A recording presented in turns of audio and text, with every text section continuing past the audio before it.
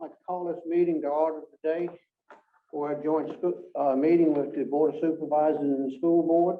Welcome everybody here today, and I especially welcome the school board members here, and Dr. Wargo and Mr. Bellows.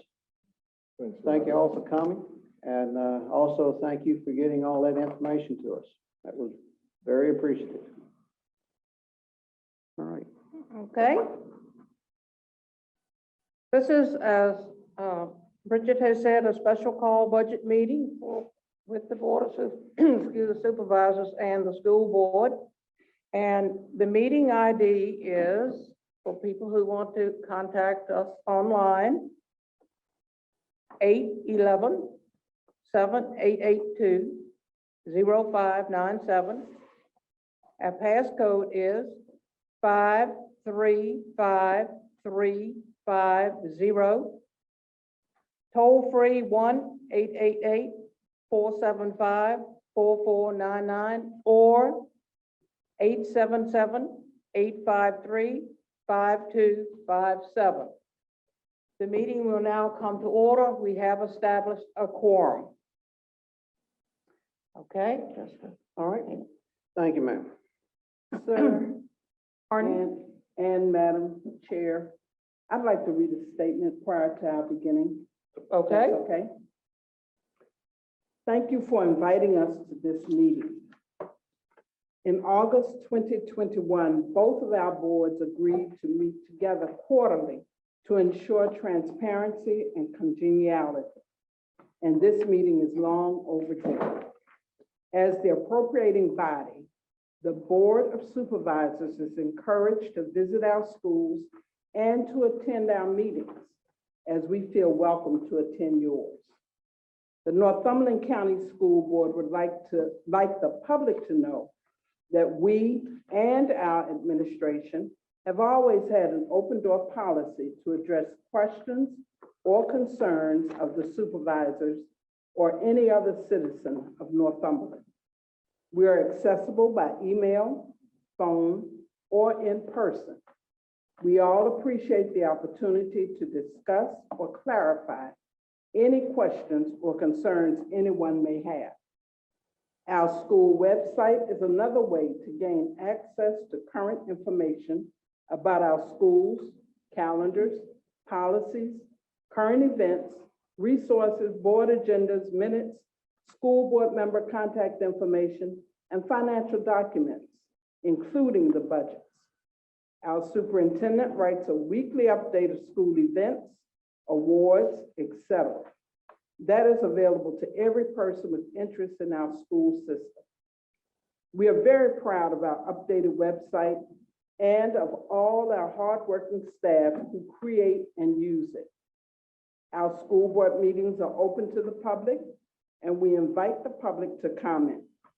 Members of our school board attend Board of Supervisors meetings on a monthly basis and are tasked with reporting any questions or concerns back to the entire school board to be addressed. And answers are returned to the county administrator. When requested, our superintendent and finance director attend Board of Supervisors meetings.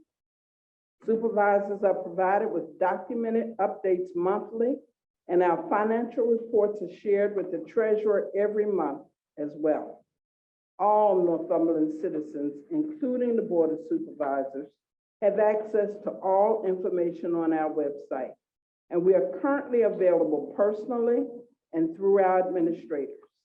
If there is the perception that we are not addressing questions and concerns, it is because questions and concerns have not been presented to us, except through the news media.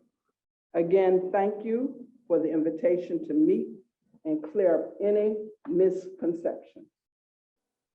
Thank you, ma'am. All right.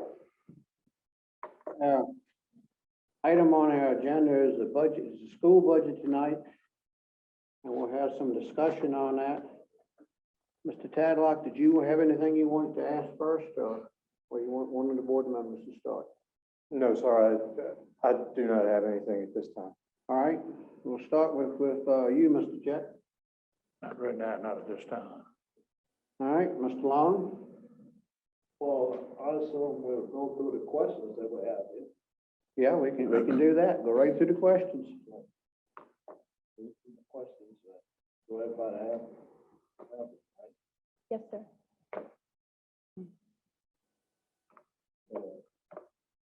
Want to read them out loud because the audience really doesn't have them. I'll be happy to read them if you want me to.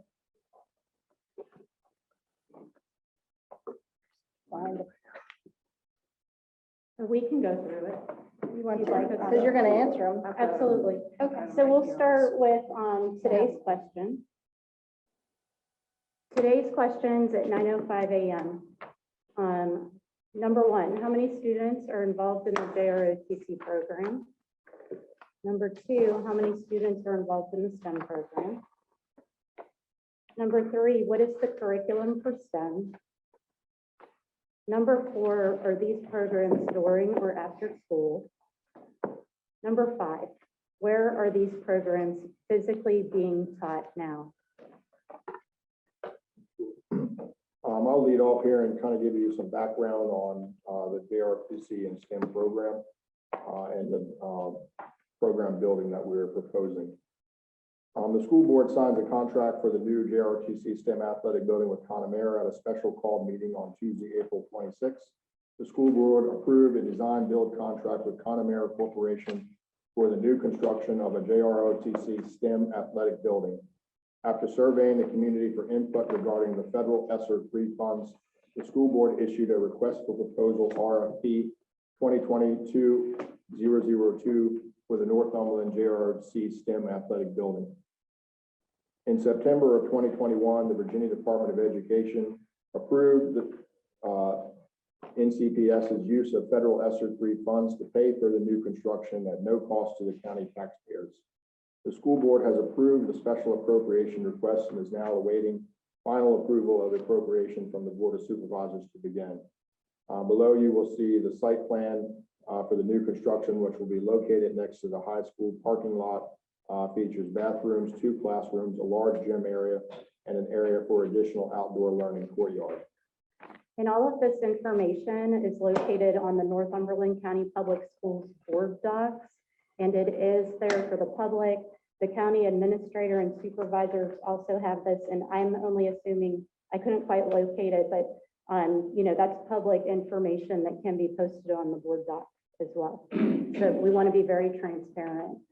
The rationale for this project, currently Northumberland County Public Schools, Northumberland High School, and at times Northumberland Middle School have no consistent space for the following programs during the school day in the afternoons and evenings. Number one, the NHS and NMS cheerleading practice. This takes place during the fall and winter. Currently, practices are held in the hallways of the middle and high. This is a Title IX issue. All sports are entitled to equal access to the practice facilities. Practices are frequently canceled due to a lack of space. Number two, the dance team club. This also takes place in the fall and winter. Currently, the dance team travels to the Y or Abilities Abound for practices. This is also a Title IX issue, and Mr. Bellows is going to describe what Title IX is. So a little bit of background on Title IX. Title IX is basically a federal law that basically equalizes male and female sports. And since its passage, Title IX has dramatically increased athletic opportunities for women and girls. Title IX regulation contains specific provisions governing athletic programs and the awarding of athletic scholarships. Specifically, if an institution operates or sponsors an athletic program, it must provide equal athletic opportunities for members of both sexes. In determining whether equal athletic opportunities are available, OCR, the Office of Civil Rights, considers whether an institution is effectively accommodating the athletic interests and abilities of students of both sexes. OCR also considers the following factors in determining whether male and female athletes are provided with equal benefits, opportunities, and treatment, equipment and supplies, game and practice times, travel per diem allowances, coaches, and academic tutoring, assignment and compensation of coaches and tutors, locker rooms, practice and competitive facilities, medical and training facilities and services, housing and dining facilities and services, and publicity. Although athletic opportunities for both boys and girls have increased, OCR remains committed to making sure they are offered in an equal way. Third, parents, students, coaches of dance, wrestling, cheerleaders, and JROTC do express concerns related to a lack of support, all directly related to a lack of space, which this new construction project addresses. Fourth, JROTC, no space within the building during the school day for archery, marching, and physical fitness training. JROTC uses the gym for physical fitness training on Thursdays during PE 9 and 10 classes. This results in too many students at one time in the gym and is a safety and supervision concern. Here's an overview of the JROTC program. Since 2005, the U.S. Army JROTC program lessons have been designed using a four-part model to motivate the cadet, allowing the cadet to learn new information, practice competencies, and apply the competency to real-life situations. Moreover, the four-part model requires cadets to collaborate, reflect, develop critical thinking skills, and integrate content with other JROTC integrated curriculum development activities and disciplines. Some of these activities include precision and exhibition military drill competitions, air rifle competitions, archery, Raider challenge competitions, JROTC leadership and academic bowls, JLab science, technology and engineering and mathematics, STEM, drone, robotic and cyber activities, and physical fitness. So when you think about the new construction project, you can see that it's entitled the JROTC /STEM/athletics complex. And you can see all of these areas nicely meet the need of that new construction. Unfortunately, due to the lack of dedicated space, only 2 out of 9 JROTC programs can be integrated at this time. But with the new construction, we would be able to expand that programming. Case study point of reference, the archery program, for example, that the school board passed this spring. The safety requirement by the National Archery School Program says that there needs to be 80 feet of space, which is approximately a single gymnasium. So that's 80 feet or 5 feet for each lane, which equals 16 lanes or targets or 2 archers per lane, which equals 32 archers per flight. And if you're not familiar with archery, a flight is a scheduled segment of the tournament where one group of archers shoots their practice and scoring rounds. For the facility depth, the depth of the facility should be a minimum of 80 feet to allow for the archery training or full tournament range to be set up, plus room for any seating. If there will be spectator seating at the back of the range, an open area of 8 feet to 10 feet needs to be established between the spectator line. The current impact, our current lack of facilities constrains students from development. It is limiting students from scholarship opportunities, and it's diminishing the JROTC as well as other athletic and STEM program learning objectives. So to hear more about STEM, which was a question posed in the initial email, Mr. Bellows is going to give you a brief description. Okay, so STEM stands for science, technology, engineering, and math. This is sort of a new emerging type of curriculum where it's more hands-on. Currently uses biology and chemistry lab for robotics, engineering having a negative impact on labs for biology and oceanography courses. Science teachers are having to cancel or postpone traditional labs in order to accommodate the robotics and engineering lab equipment. A lot of this is currently being stored in those classrooms, and this creates additional issues and constraints on those programs. These courses are also the recipient of a VDOE Innovation Grant, an award of $37,500. These will go to promote these 2 new courses and provide the materials and curriculum needed for those 2 courses that will begin next year. In addition with that, they will learn to use such tools as 3D printing, 2D laser cutting, and CNC milling. NHS will have the only CNC mill on the lower northern neck. These two 21st century computer skills will help students land jobs such as those found at Dahlgren Naval Base, which has an extensive machine shop. So we're really working toward developing 21st century skills and technology in our students here. So, yes, sir. Can we, can you slow down, can we ask questions about the STEM program? Isn't there one of the vocational center that we have students going through it, they're still? Yeah, the students go to the vocational center. I wouldn't necessarily directly say that's a STEM program. In a way it kind of is, but those are more trades.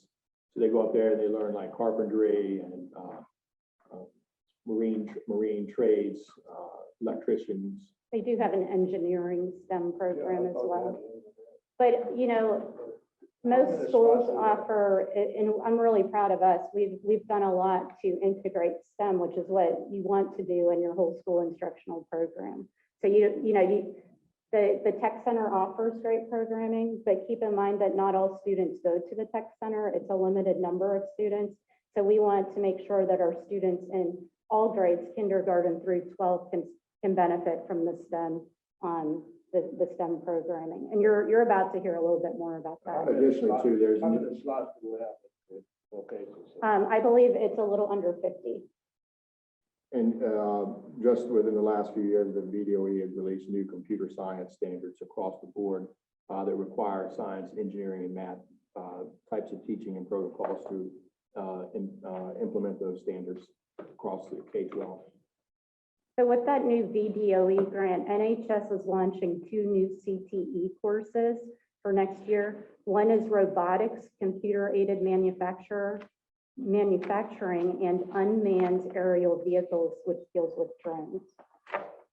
So that gives you a little bit about STEM. We're gonna, we're trying to answer the questions as they were presented. So you'll hear us bouncing a little bit between athletics, JROTC, you'll hear STEM. So just be patient with us. And I think when we're finished, you'll have a nice broad overview of all of this. Our next topic is wrestling. And could you raise your hand if you've been to, seen a wrestling match at our high school? Has anyone stopped by to see that? No. Okay. So wrestling, our wrestlers are very competitive. They make it to state championship. Unfortunately, they don't have a designated space for wrestling practice. And so we're going to describe to you what has been happening with wrestling, because this new construction also addresses the space requirements to have safe wrestling.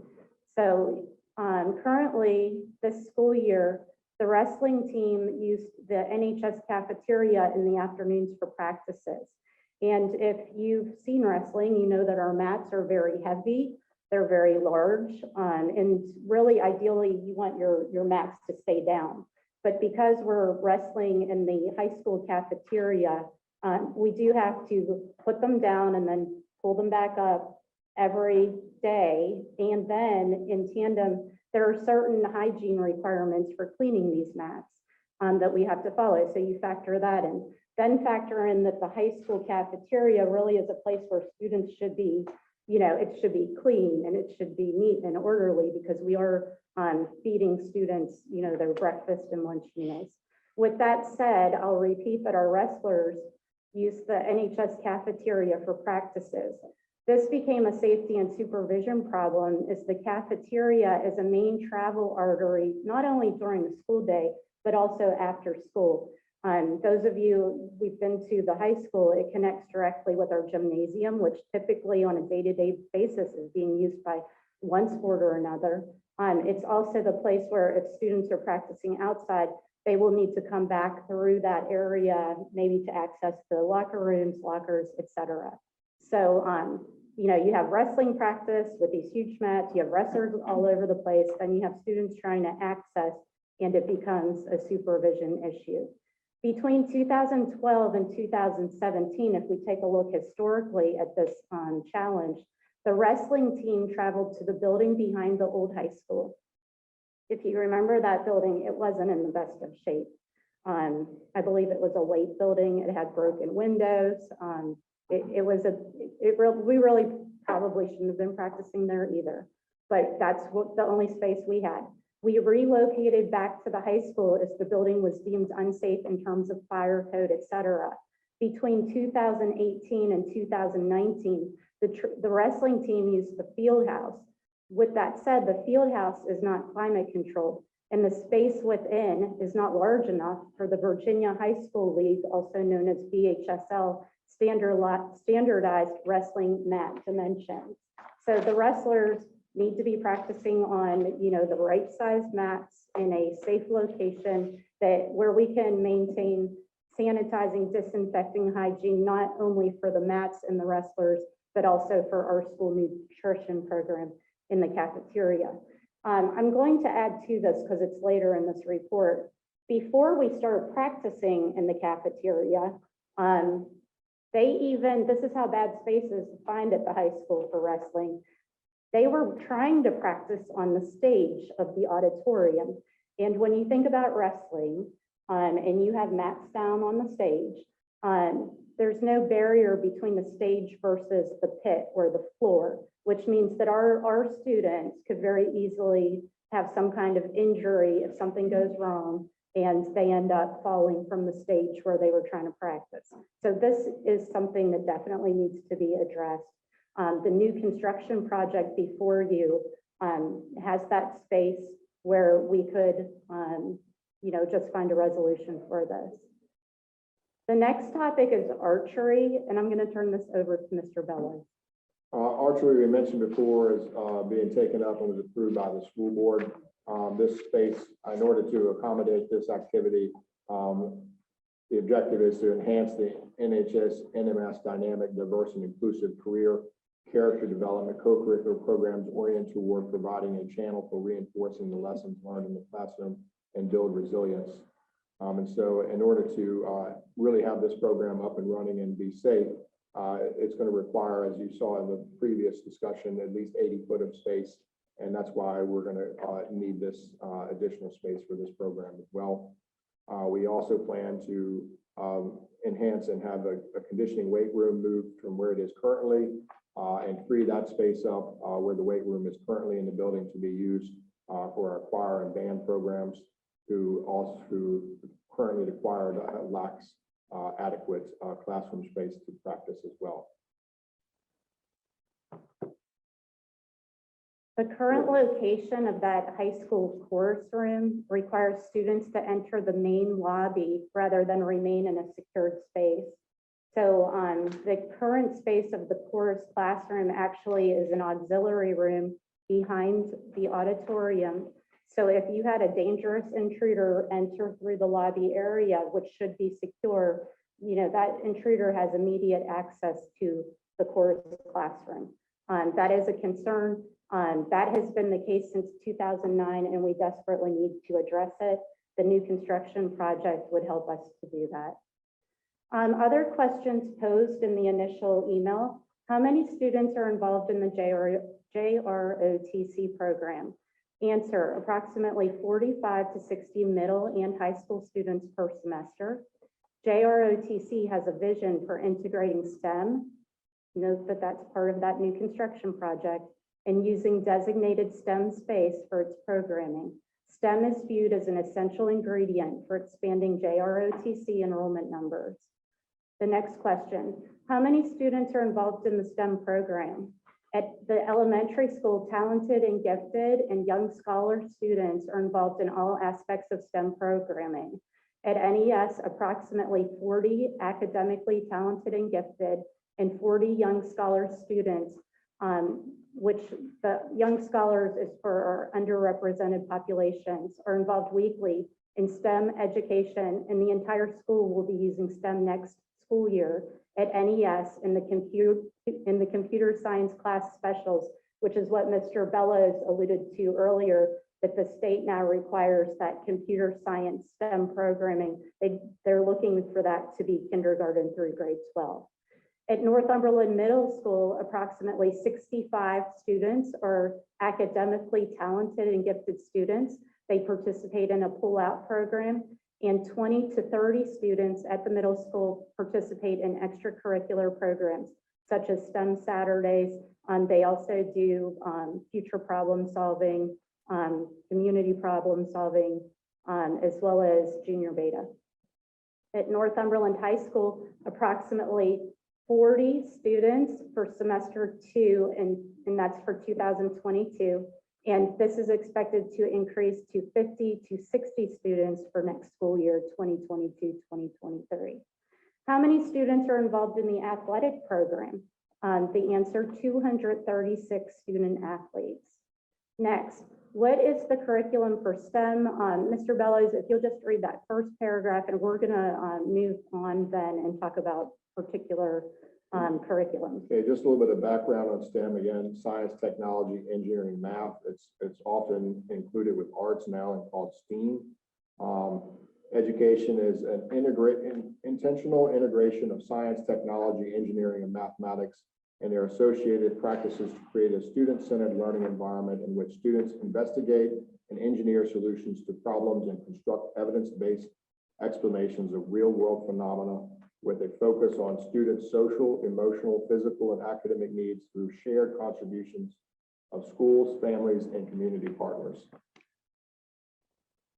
And science, technology, engineering, and mathematics, acronym STEM, is critical to ongoing economic success in Virginia. Nationwide, growth in STEM careers outpaces that of any other occupational category. In addition, STEM careers offer higher beginning salaries and more career earning potential than most other fields. Today's careers require STEM skills at all levels of employment, from service industries to engineering. Young adults who do not possess high-level skills in mathematics, science, and technology are at a significant career disadvantage, not only because of the tremendous opportunities for high-wage, high-demand STEM careers, but also because these skills are vital for success in other industry sectors. This combination of high need and high opportunity in STEM fields requires Northumberland schools, as well as our supervisors, to consider the proper preparation and support for individuals pursuing STEM studies. And there's other information for our supervisors here too, as well as our public. Again, this is posted for public view on the Northumberland County Public Schools website and possibly on the supervisor's website too. And so we're going to move down, and the next question wanted to know, tell us about the curriculum for these programs. So Mr. Bellows is going to talk about OSBOTs, I believe, at NES. So yeah, I'll give you a kind of overview of each school and what some of the programs that are going on with STEM in each school. So at Northumberland Elementary School, they've been working with OSBOTs. This is an introduction to color codes and introduction to OSBOTs blockly lessons. So this is basically the beginning of computer programming using colored blocks for lower level kids in the elementary school to get their first introduction to computer programming. Along with that, gaming is becoming, and game design is a new big field that's growing. And we're starting to look and explore that with Bloxel's game design. This is the beginning of game design for elementary and middle school students. It's a way for design using imagination, creating characters and background art stories and video games of their very own. Additionally, WonderWorks robots. These are Dash and Dot Wonder Workshop robots. These are, again, age appropriate and are used to make problem solving and concrete tangible. Again, this is another way to begin students' introduction to computer programming. Bitbox app design. Using this app and this program, students are introduced to new computer science concepts by a set of app design projects that come every month. So students get to create and use their own apps and share them out electronically. And lastly, one of the last programs of STEM being implemented at NES is the SNAP circuits and circuitry. This basically teaches basic engineering and electronic circuitry to our young students. At the middle school STEM curriculum, I think most of you are very well aware that we've competed at the national level in CPERCH. which is an educational tool and kit that allows elementary, middle, and high school students to construct a simple, remotely operated underwater vehicle or remotely operated vehicle ROV from polyvinyl chloride PVC pipe and other readily made materials. The Sea Perch program provides students with the opportunity to learn about robotics, engineering, science, and mathematics while building an underwater ROV. With one project, schools are able to teach many of the concepts required for their grade level using a fun, hands-on activity for students. Sea Perch curriculum involves learning about ship and submarine design, buoyancy, displacement, propulsion, soldering, tool safety and usage, vectors, electricity or circuits, switches, ergonomics, waterproofing, depth measurement, biological sampling, attenuation of light, moment arm, basic physics of motion, and the career possibilities are endless.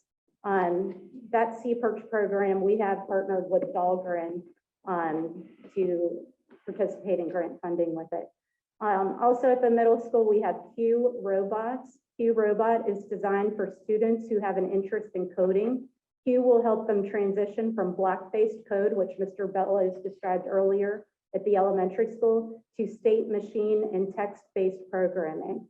And another program we use at the middle school is called Bitsbox. Each level introduces a new computer science concept with a set of app design projects that come every month.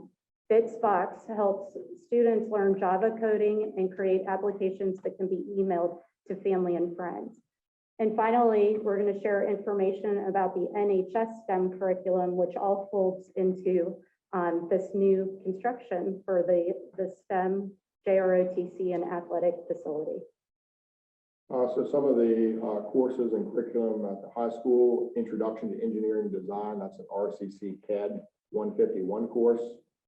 We have Basic Principles of Engineering, Game Design, Digital Visualization, Game Design and Development, Game Design and Development Advanced, Vex Robots, and again, we're going to be teaching those two new courses next year, Robotic Design course and Unmanned Aerial System or Drones course. So those are kind of the overall of the curriculum of the STEM. We have, again, the JROTC curriculum at the high school, which will be utilizing this new facility that we've mentioned. And I'll let Holly kind of cover a little bit about these programs during and after school. Absolutely. So for that JROTC curriculum, it is designed using a 4-part model to motivate the cadet, allow the cadet to learn new information, to practice competency, and apply the competency to a real-life situation. Moreover, the 4-part model requires cadets to collaborate, reflect, develop critical thinking skills, and integrate content with other disciplines.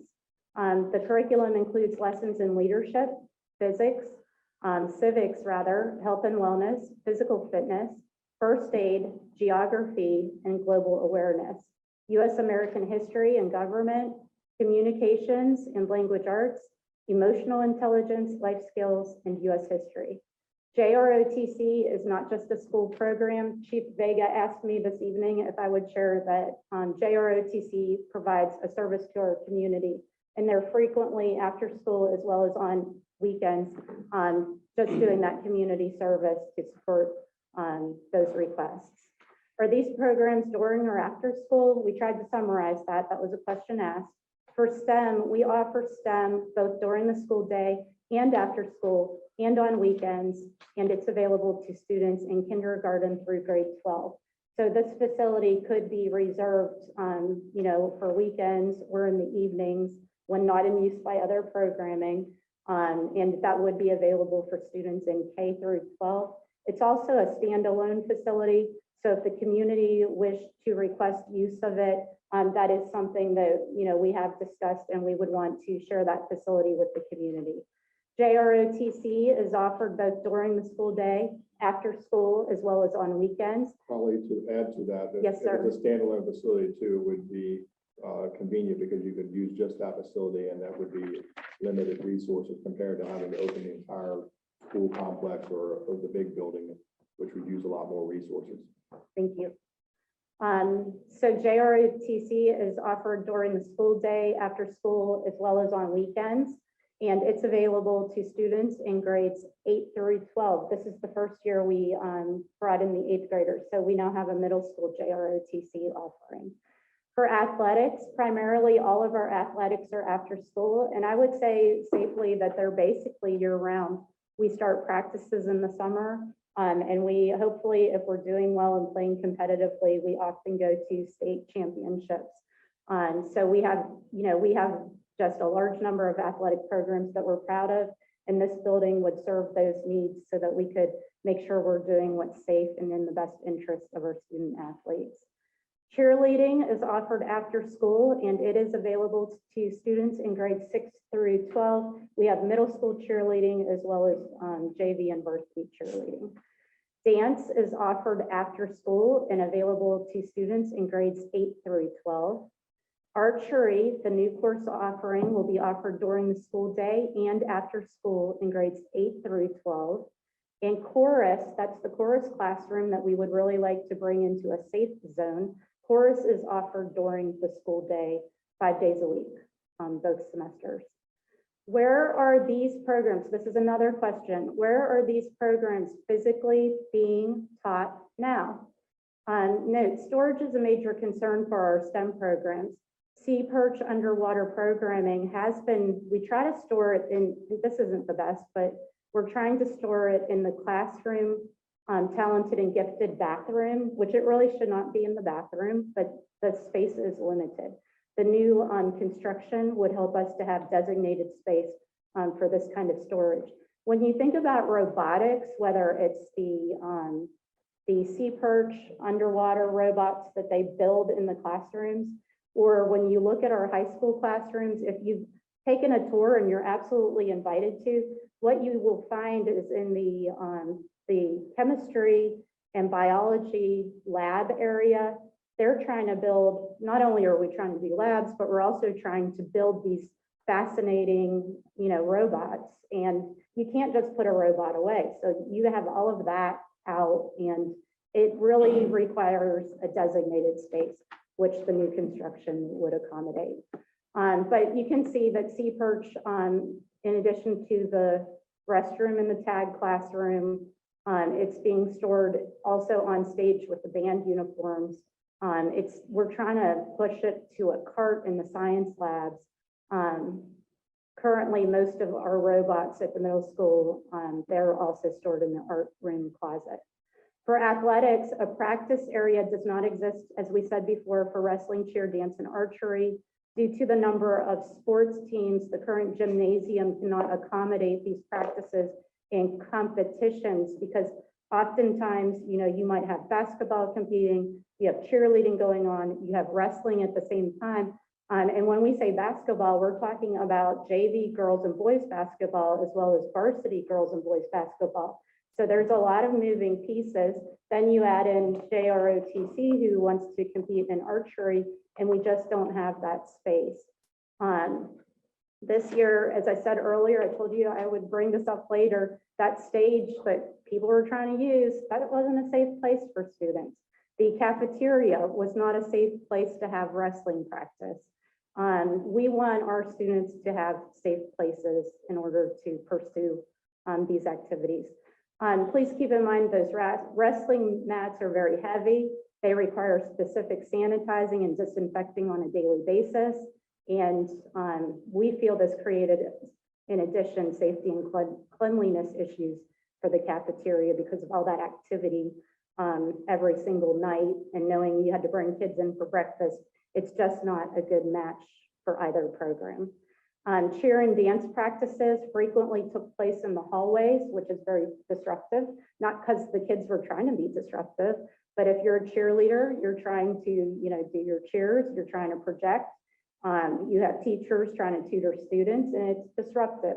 Having a place outside of the hallway would be very logical. So cheer and dance frequently took place in hallways or also in the auditorium.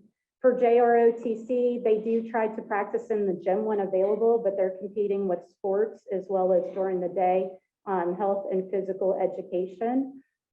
They do their marching sometimes in the halls and outside, weather permitting. So with that said, again, this information is, being made available to the public, and we really are here hoping that our supervisors will approve this appropriation. It would mean so much, and this is a facility that extends into our futures. It's going to serve many children for years to come. And we just want to be able to offer that to our students. This doesn't come at a cost to our local tax-paying dollars. It has been approved by VDOE. We have worked and vetted this with our school board attorney. The final step that we need, and we requested this in April, is for the supervisors to hopefully approve that appropriation. And that is the conclusion of our first round of questions, but we have 21 more. Madam Chair, Mr. Chairman, I'd Yes, like ma'am. to commend you two for getting this together in the length of time you got this morning. And it's a very comprehensive presentation. It explains why we need this building and why we shouldn't let this opportunity pass us. Because if we don't, the money's going back to the federal government. Yeah, well, We've had it approved. give the credit to our wonderful staff and members, team members who helped bring this all together in such a quick time as well.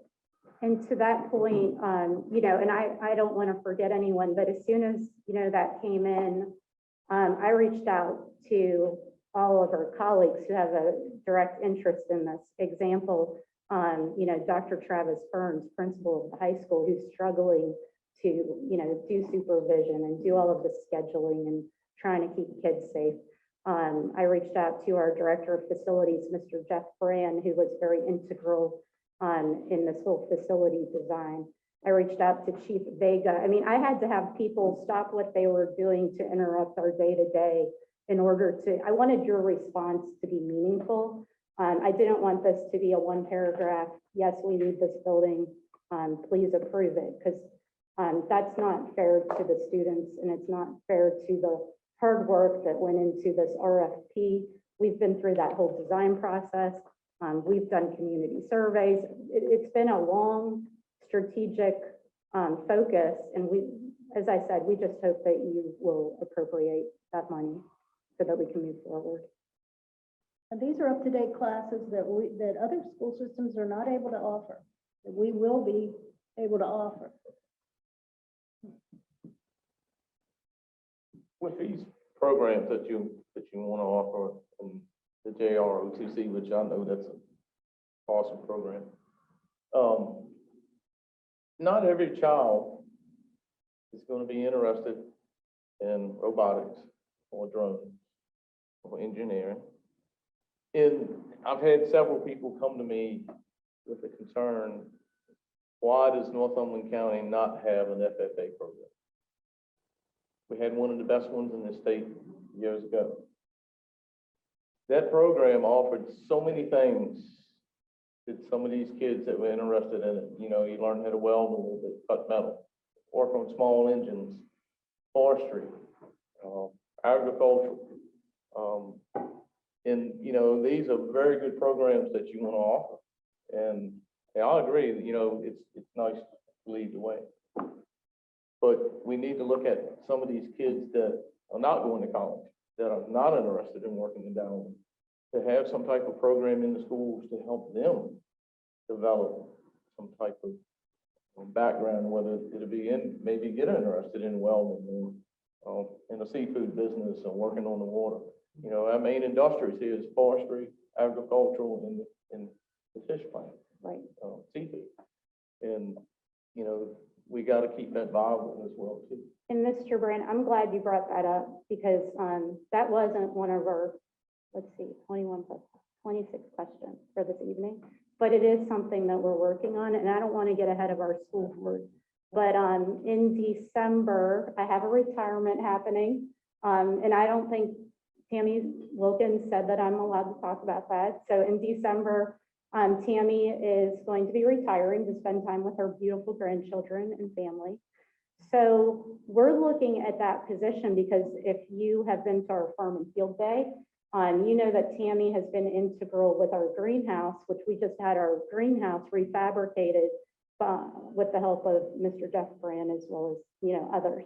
And it's beautiful. And what we're looking at is we want to bring back FFA, absolutely, because it is appropriate. And I feel like that parallels a little bit with what Mr. Long was talking about. He said, well, we have STEM at the tech center. Why now, why here? And again, I come back to that kindergarten through grade 12 concept. I believe we should be doing that with agriculture too. With agriculture education, agribusiness, you can do so much, and STEM folds into agriculture. So this building would serve that too. I didn't touch on agriculture today because right now I don't have my board. I mean, we've talked about it, but you haven't We given. want it, we want to get there. It's hard to find people If we can get it. to teach it. Which I feel confident we can. Well, years ago, there was a loss of interest in FFA. Well, That's we need why- to brand it in a really Yeah. awesome way because Well, there's so much opportunity there. and with COVID, everybody is growing their own fruits and vegetables. They've got chickens and all that. Is a bigger interest now, so it's coming back. I think what you're seeing too is also a drive away from public school being focused mainly on tests and data collection and more toward hands-on and real life learning and trying to educate kids in a way that's meaningful and impactful on their day-to-day lives and reality when they go to work. Because we focused on tests for a long time, we've shown that that's not that effective.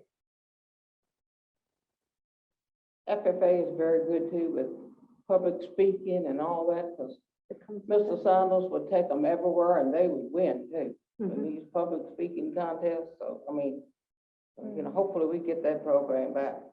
And we have a STEM partnership that we're establishing with Virginia Tech, which has an extremely strong ag ed program. So that is something that can nicely fold in. So absolutely, to your question, Mr. Brand, and to your statements, we're very interested in moving forward with the ag ed program. And as a society, I think we need to push those programs more too and encourage kids that college is not their only path. I think for the better half of 20 years or more, we've oversold college to everybody, and even our parents have oversold college to a degree. And so schools have been focused on that sort of path a lot more. And I think we realize now that all these other trades and opportunities are out there, and we need to educate our kids to be able to fill all those types of positions and have all those types of skills. Mike, the presentation you did on the JROTC, et cetera, building is fine, but this should have been done last year. Basically, it's a fait accompli to us. We have to approve it or else. I mean, you've got great justification for it, but this should have been done way back when. And it really puts us in a position, and the other thing is, you've mentioned all about archery. That's a brand new sport. How many sports do we have? We only have 236 students. You're spreading your pie so thin. When I came along, you had basically 4 sports. Maybe that was too few.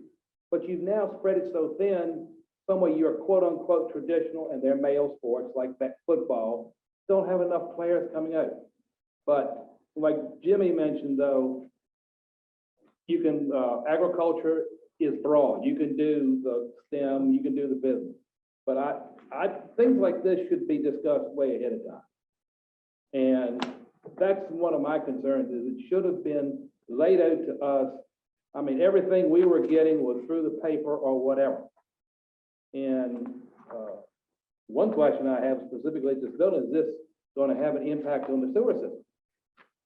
Go ahead, Mr. Jeff Brand. He came in. Mr. Brand, can you please come forward and address that? Thank you. Service town, the sewage system will be connected to our existing plant. There's going to be 2 small bathroom facilities in there. It really won't affect the design of that system. As a matter of fact, it also won't affect any of the current underground piping structure that's already there. The plant will be able to sustain this. The only thing that would have to be adjusted as far as underground utilities would be a phone line. The other question is, I still would like to see the drip irrigation. That's not been discussed anymore, and that's something, that sewer system frankly should be owned by the school system, not the county. It should be run by the school system and not run by the county. Because that serves only the school itself. The general citizens are not served by that other than when they go there. That's one of my questions, that's another.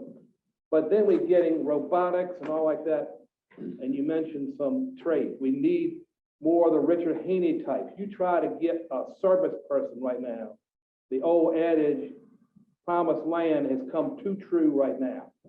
Because anybody who needs any work done, and you talk about, they can make more money than people with college degrees and won't have to have that big debt behind them.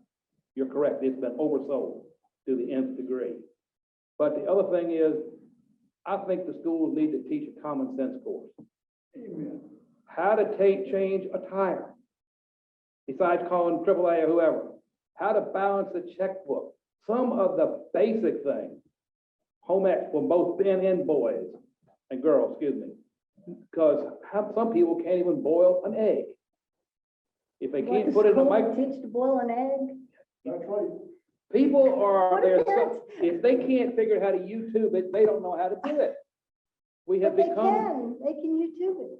Yeah, but you should be able to know it more. That's, the problem is we have become so forgetting the basics that I know they start pushing y'all fiscal literacy, but that's something, and kids need to be taught, don't believe everything you read on that, because they're scams, and obviously we know about depreciation on minors on there. There needs to be some basic courses to get kids to adulthood. And, the other thing is archery is a good sport, but then you're building a sport before you have the facility for it. And the next thing, you've got to have your facilities in mind or go at the same time with them. But again, present this to us, and the one minor correction I will say, it's no cost to local taxpayers. We all went through an exercise April 15th. That's a cost to local taxpayers. It may be federal dollars, but it's still all our dollars, our children's dollars, our great-grandchildren, and etc. Because we're mortgaging their future. But I just would like to see any kind of long-range building like the CIP, Capital Improvement Program, is to help plan for that and help foresee it and plan for it. But it's, it needs to be done so we can look at the impact on local tax dollars and also what it means to build the budget. Well, this grant was applied for, is it September 23rd, 2021? That's when it was reviewed, yes. And Yeah. so it was awarded January of this year. I believe the school board listened to the RFP proposals in December. And then when So it, this application is dated September 1st, 2021, but then the amendment date is, so it wasn't carved in stone that we Right. would even get the money Right. until Yeah, but January? I would suggest that whomever, the public and the board, since they're gonna have to have some approval authority, be aware of what you want ahead of time. I mean, we presented at our school board meeting, we had the RFP presentations at our school board meeting. So it is, it was done in a public fashion, but Mr. Tomlin, I absolutely will take your suggestions under advisement. Thank you for And that. the other thing I will say, I would like to have Holly here at our board meeting. Okay, Tommy, we discussed this August 18th. I know you discussed it, but I think it's, And we also discussed what happened, and we said that we would have her come back if the board as a whole agreed to it. We didn't, so she didn't come back. She was publicly humiliated, and your board chairman let it happen. And accused of fraud And right here in accused- the middle of the meeting, and no one stood up for her, And I or even also said want a to, word. I want to remind everybody that we met Richard, Tommy, Luttrell, myself, Holly, and Betty at the Sheriff's Department. We agreed to quarterly meeting. That was August 18th. The last words that Betty said to Luttrell is, okay, set it up for the next quarter. I'll wait to hear from you. We didn't hear from y'all. We also went over the drip irrigation system at that meeting. You stated the county owns the plant behind the schools, not the schools. It was done long before any of us were here. So that statement earlier tonight misleads the public thinking it was wrongdoing No, on I the said schools. you should own Yeah, but all of that was decided before any of us were on these boards. it. We can convey it to So you. that's, all right, I'm still talking. All right, and then the DEQ upgrades that are always needed at the drip irrigation system, your Callio plant, your Reedville plant. The county has never put funds aside for those upgrades, but we're criticized saying we should have put money aside for our roofs. You own the building. The thing is, we're to this point, even the plants weren't made up to date when they were built, because you've got all these DEQ codes, upgrades coming, and you don't have the money. And we're still at this point trucking waste from Callio to Reedville. That's a cost to the county. I bet a lot of members of the public don't know we truck waste because we don't have it built right up there. So all of this was discussed. We discussed the superintendent coming to meetings. It was a nice, open conversation. We asked questions, we got answers. It was cordial, and it never, ever happened again. And it was left up to y'all to set a date for the next quarter, and it never happened. But yet we're criticized in the paper, not in a cordial way, for not giving y'all information.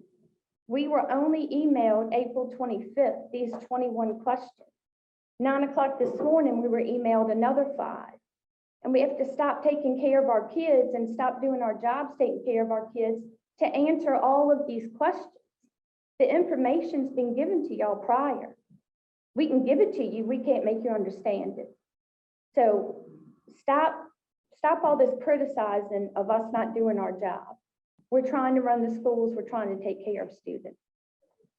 And I agree. I think, I've been on the board 30 plus years. We never had this problem. Right, We all were able to communicate, both boards, correct. instead of criticizing. It doesn't get anywhere. It doesn't help the kids at all, because they can read and understand too. Yep, You're So exactly what we right. need to do from here on, if we're supposed to have quarterly meetings, let's have them. great. And stop criticizing each other.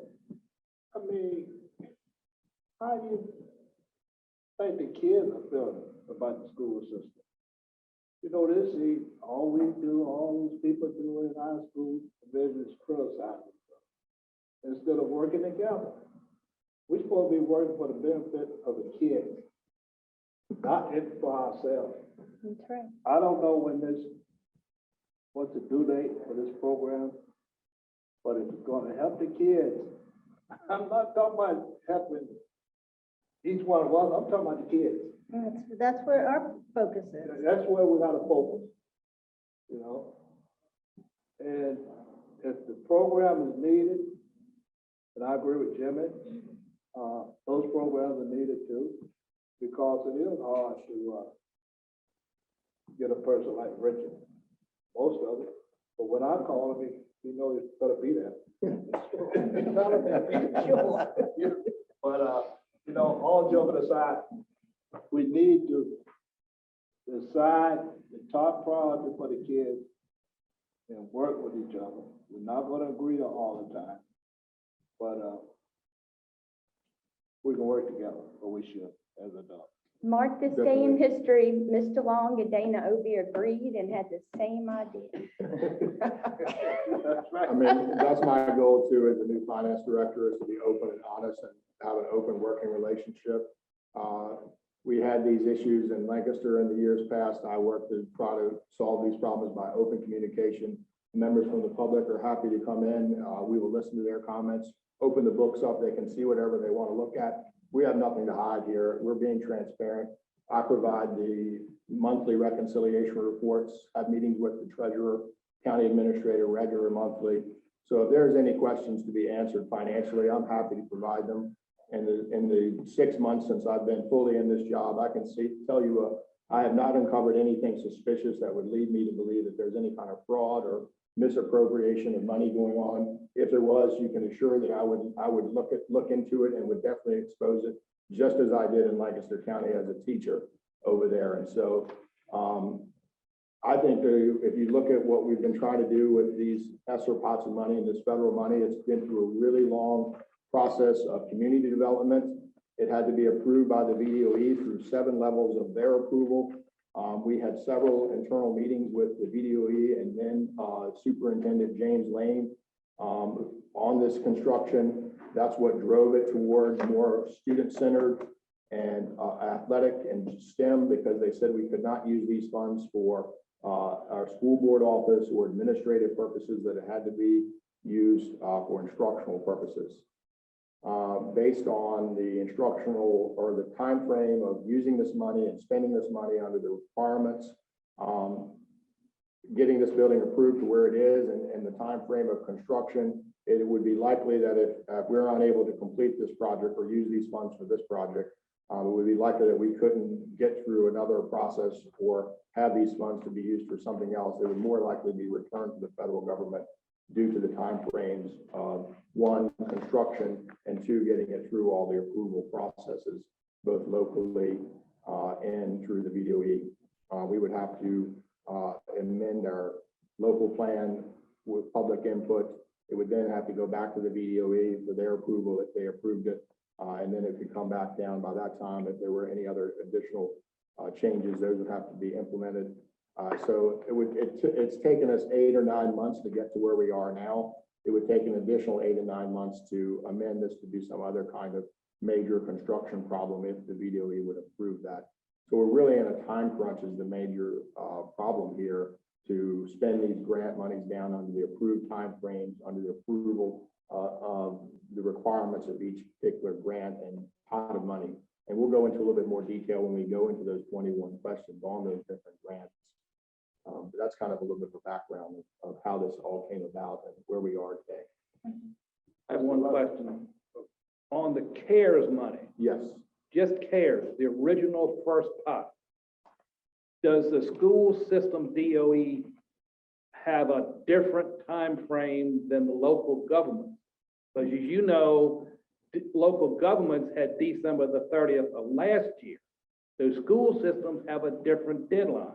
We didn't have any, I don't think the deadline was specifically different. We have a little bit longer time to reimburse those funds. Reimbursement, but having it spent Having spent. or that- obligated. For the care obligated, those deadlines have passed and all those funds were obligated for one-to-one technology, our message boards, our hotspots, and our Wi-Fi, MiFi on the buses. And sanitizing and Because disinfecting. I see that on one of the various requests in here, but that was one of my concerns is, because I know we had that December the 30th timeframe and it's Yeah. inventive to spend money within the category. I think that was on I was asked for a total list of all the grants and what the totals were, and so that's why that was on the appropriation request. I wasn't under the impression, I was in the impression that all these had already been appropriated. And Mr. Tomlin, those CARES funds for Northumberland, because at the beginning of the pandemic, we didn't have a one-to-one.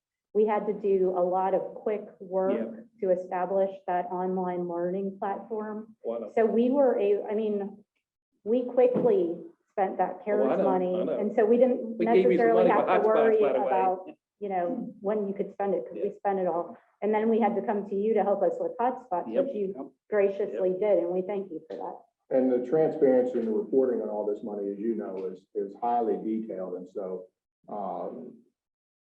the reports and what is being spent on is relatively clear and transparent to the public, as well to the VDOE and the boards. ESSER 2 and 3, what deadlines do they have? 2025 and 2026. That's what they match up, but they're under the ARP. Yeah. American Rescue Plan.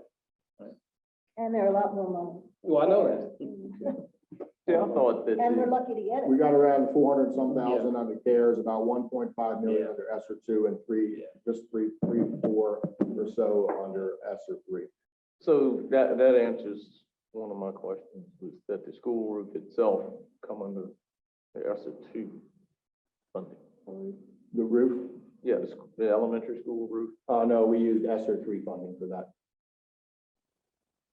I can tell you what two is right here if you need. Yeah, it. I got it pulled up. It's vans, a bus, do that, please. bleachers, metal detectors, bus door at the garage, the bus garage, switch upgrades, that was a big 157,000.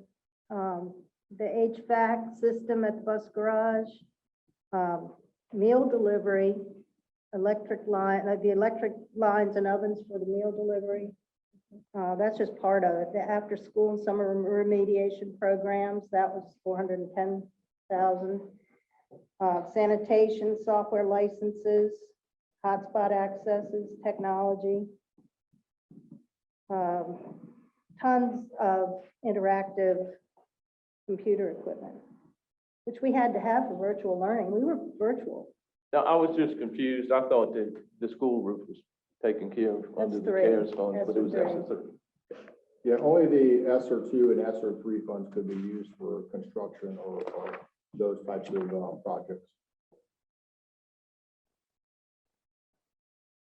In the building that y'all are wanting to build, I think what triggered some excitement on that was it was labeled school board / JROTC / athletic facility. Originally, Mr. Brand, it was the goal to build one complex that would kind of maybe house all of those or be available for all of those, but that's where that, I think the September meeting with James Lane and the video people who said, no, you can't use it for administrative school board purposes because that doesn't really fit the requirements under the ESSER spending detail. And so that we were only authorized to go back and use those funds for the STEM athletics and whatever instructional, basically to meet the learning loss requirement.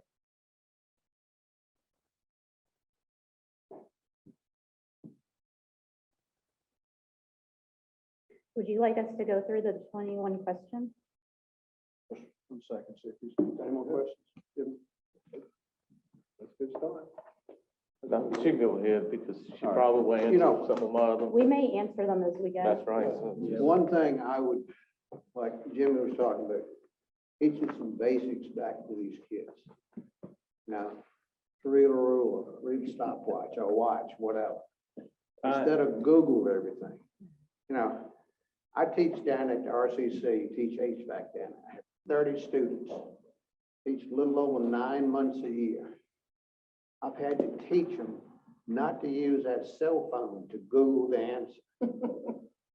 It's very aggravating to ask them a question and get the cell phone.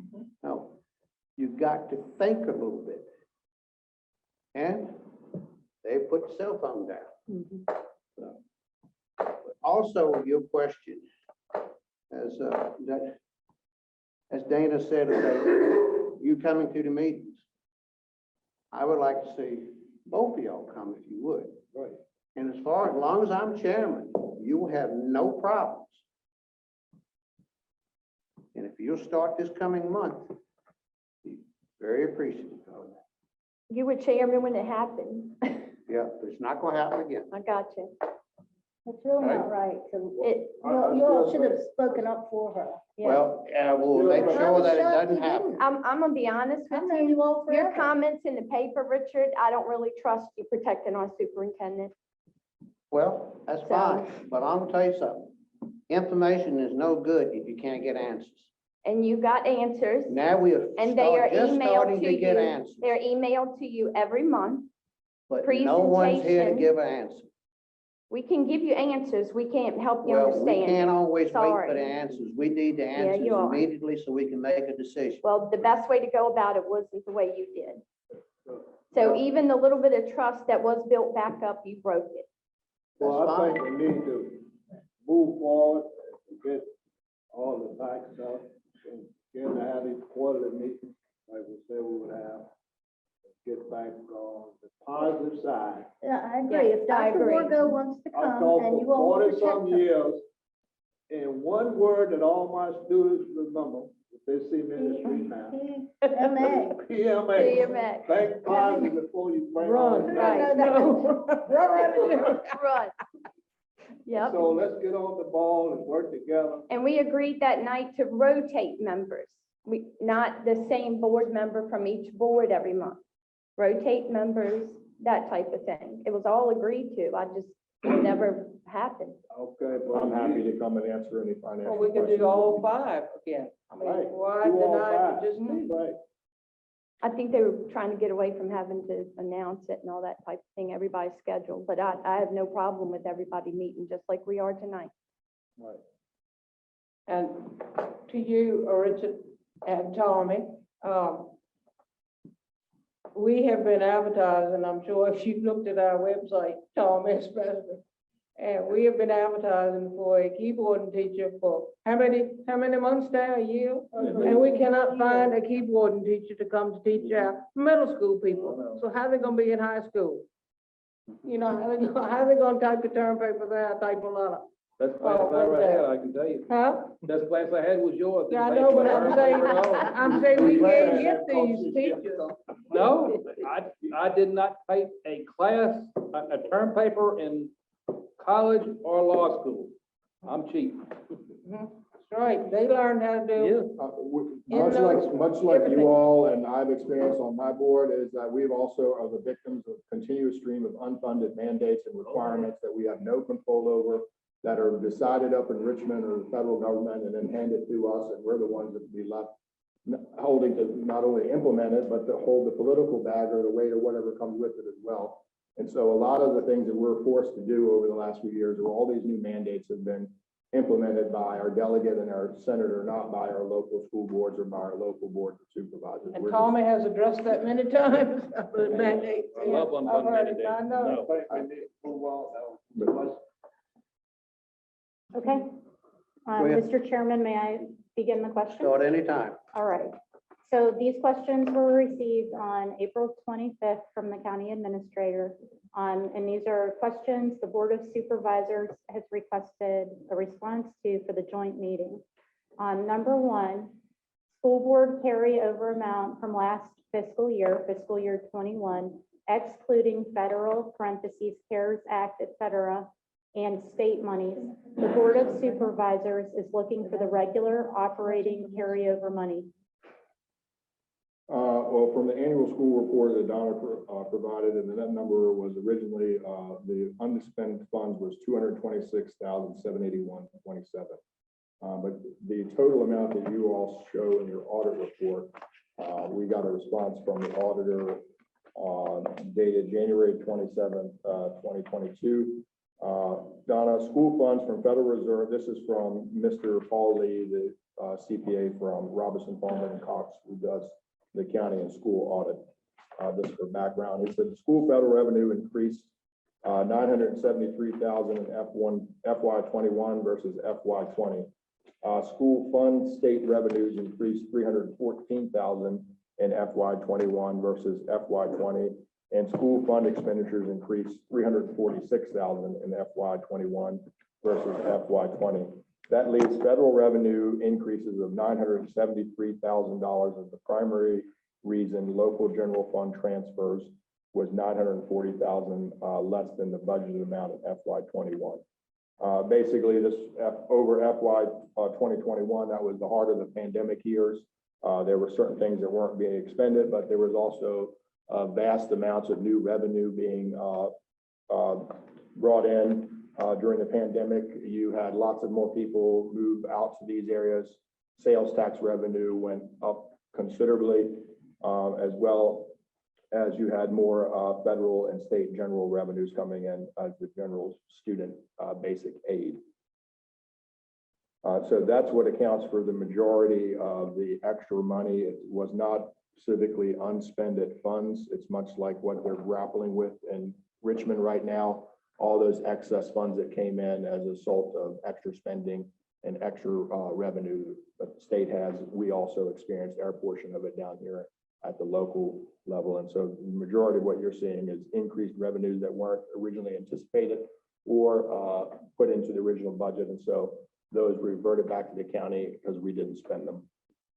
I have a copy of those emails that I've made, between the accountant, the auditor and Donna. If you all are interested in seeing that. I believe that was shared with Luttrell. I'm not sure if you shared that with your board members at that time or not. The emails. Yeah, I did share with the amount and the auditors. Response. Do you all have any questions regarding that specifically, or? We also have during that time, you have additional sales tax revenue coming in because in the past couple of years, the General Assembly gave authority to tax online retail sales. So you saw that really boost up sales tax revenue out here as people were heavily buying Amazon and doing a lot of our online merching during the pandemic. Okay, number 2, the question, status of school board signing contract for JROTC building. Monies have not been appropriated by the Board of Supervisors for the last ESSER fund request at their April 14th, 2022 Board of Supervisors meeting. I do believe we have addressed that in the previous presentation. During the last monthly county administrator and treasurer meeting, I requested for that request to be added to next week's supervisors meeting on Thursday for your consideration. Do you have any questions? Number 3, status of any grants requested. Please provide updates on any projects such as HVAC, roof, and other projects. We have Mr. Brand here this evening who can elaborate after Mr. Bellows. I'll give you a brief update. I gave you a document labeled grant project status. This kind of broke down the different departments and the projects that are associated in the grants. Under transportation, we have 3 projects. We have the bus garage HVAC ESSER 2 funded that at $27,883. That was completed last summer. The bus garage ESSER 2 doors, the garage door failed the safety test, and so that needed to be replaced. Entry to the doors where the buses are worked on for $16,340.82. That work has been put out to, as the contract for that has been awarded. Excuse me, Mr. Bellows, that's the Yes. sheet with the green, when you look at your documents. Anything green just means that the project has been completed and it's been funded and completed. And the last one under transportation is the bus lift. The lift that we used to work on the buses was deemed unsafe and failed a safety test, and so that needed to be replaced. We were using ESSER 3 funds and for $56,783 for that. Under maintenance and operations, the fire pump, $54,007.20 used ESSER funds for that. That controls the fire suppression system. The bleachers had a safety repair that needed to take place in order for them to be safely used during athletic events. That repair cost $16,730. The big project here was the NES roof.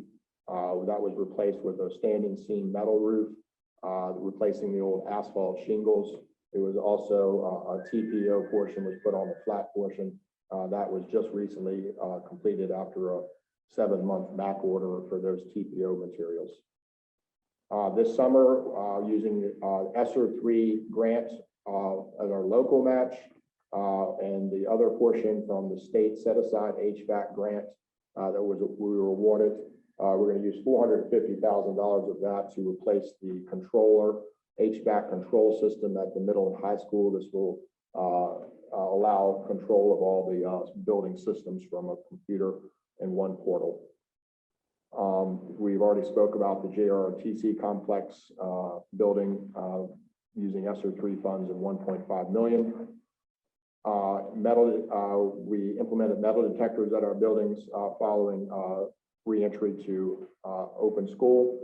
Used ESSER 2 funds for that and $18,809.83. And as part of the HVAC grant, we're also replacing the HVAC in the field house And I believe that work is awaiting materials to be that are on back order as well. Does the board wish to hear from Mr. Brand this evening? Yes. Yes. And Mr. before, Brand? Mr., Please before I come turn it forward. over to him, I will just say under cafeteria, we used ESSER 2 funds to fund electrical work. The cafeteria actually paid for the equipment that went in there with their funds, but they couldn't use their funds for the contracted electrical work, so we used ESSER 2 funds for $24,174.10 to connect the electrical to the ovens, to the new walk-in, and to the new service lines that are going to be up and running. Mr. Brand, do you have anything to add to any of that, or? Well, just wanted to add that everything Mr. Fellows has said, biggest concerns is supply issues right now. Starting with the issues at the bus garage. It's a 5-month lead time for that bus lift. We're almost 3 months into that 5-month estimated timeframe of delivery. I keep in close tabs with the manufacturer to make sure that we get it in the allotted timeframe due to safety concerns and the distant lift.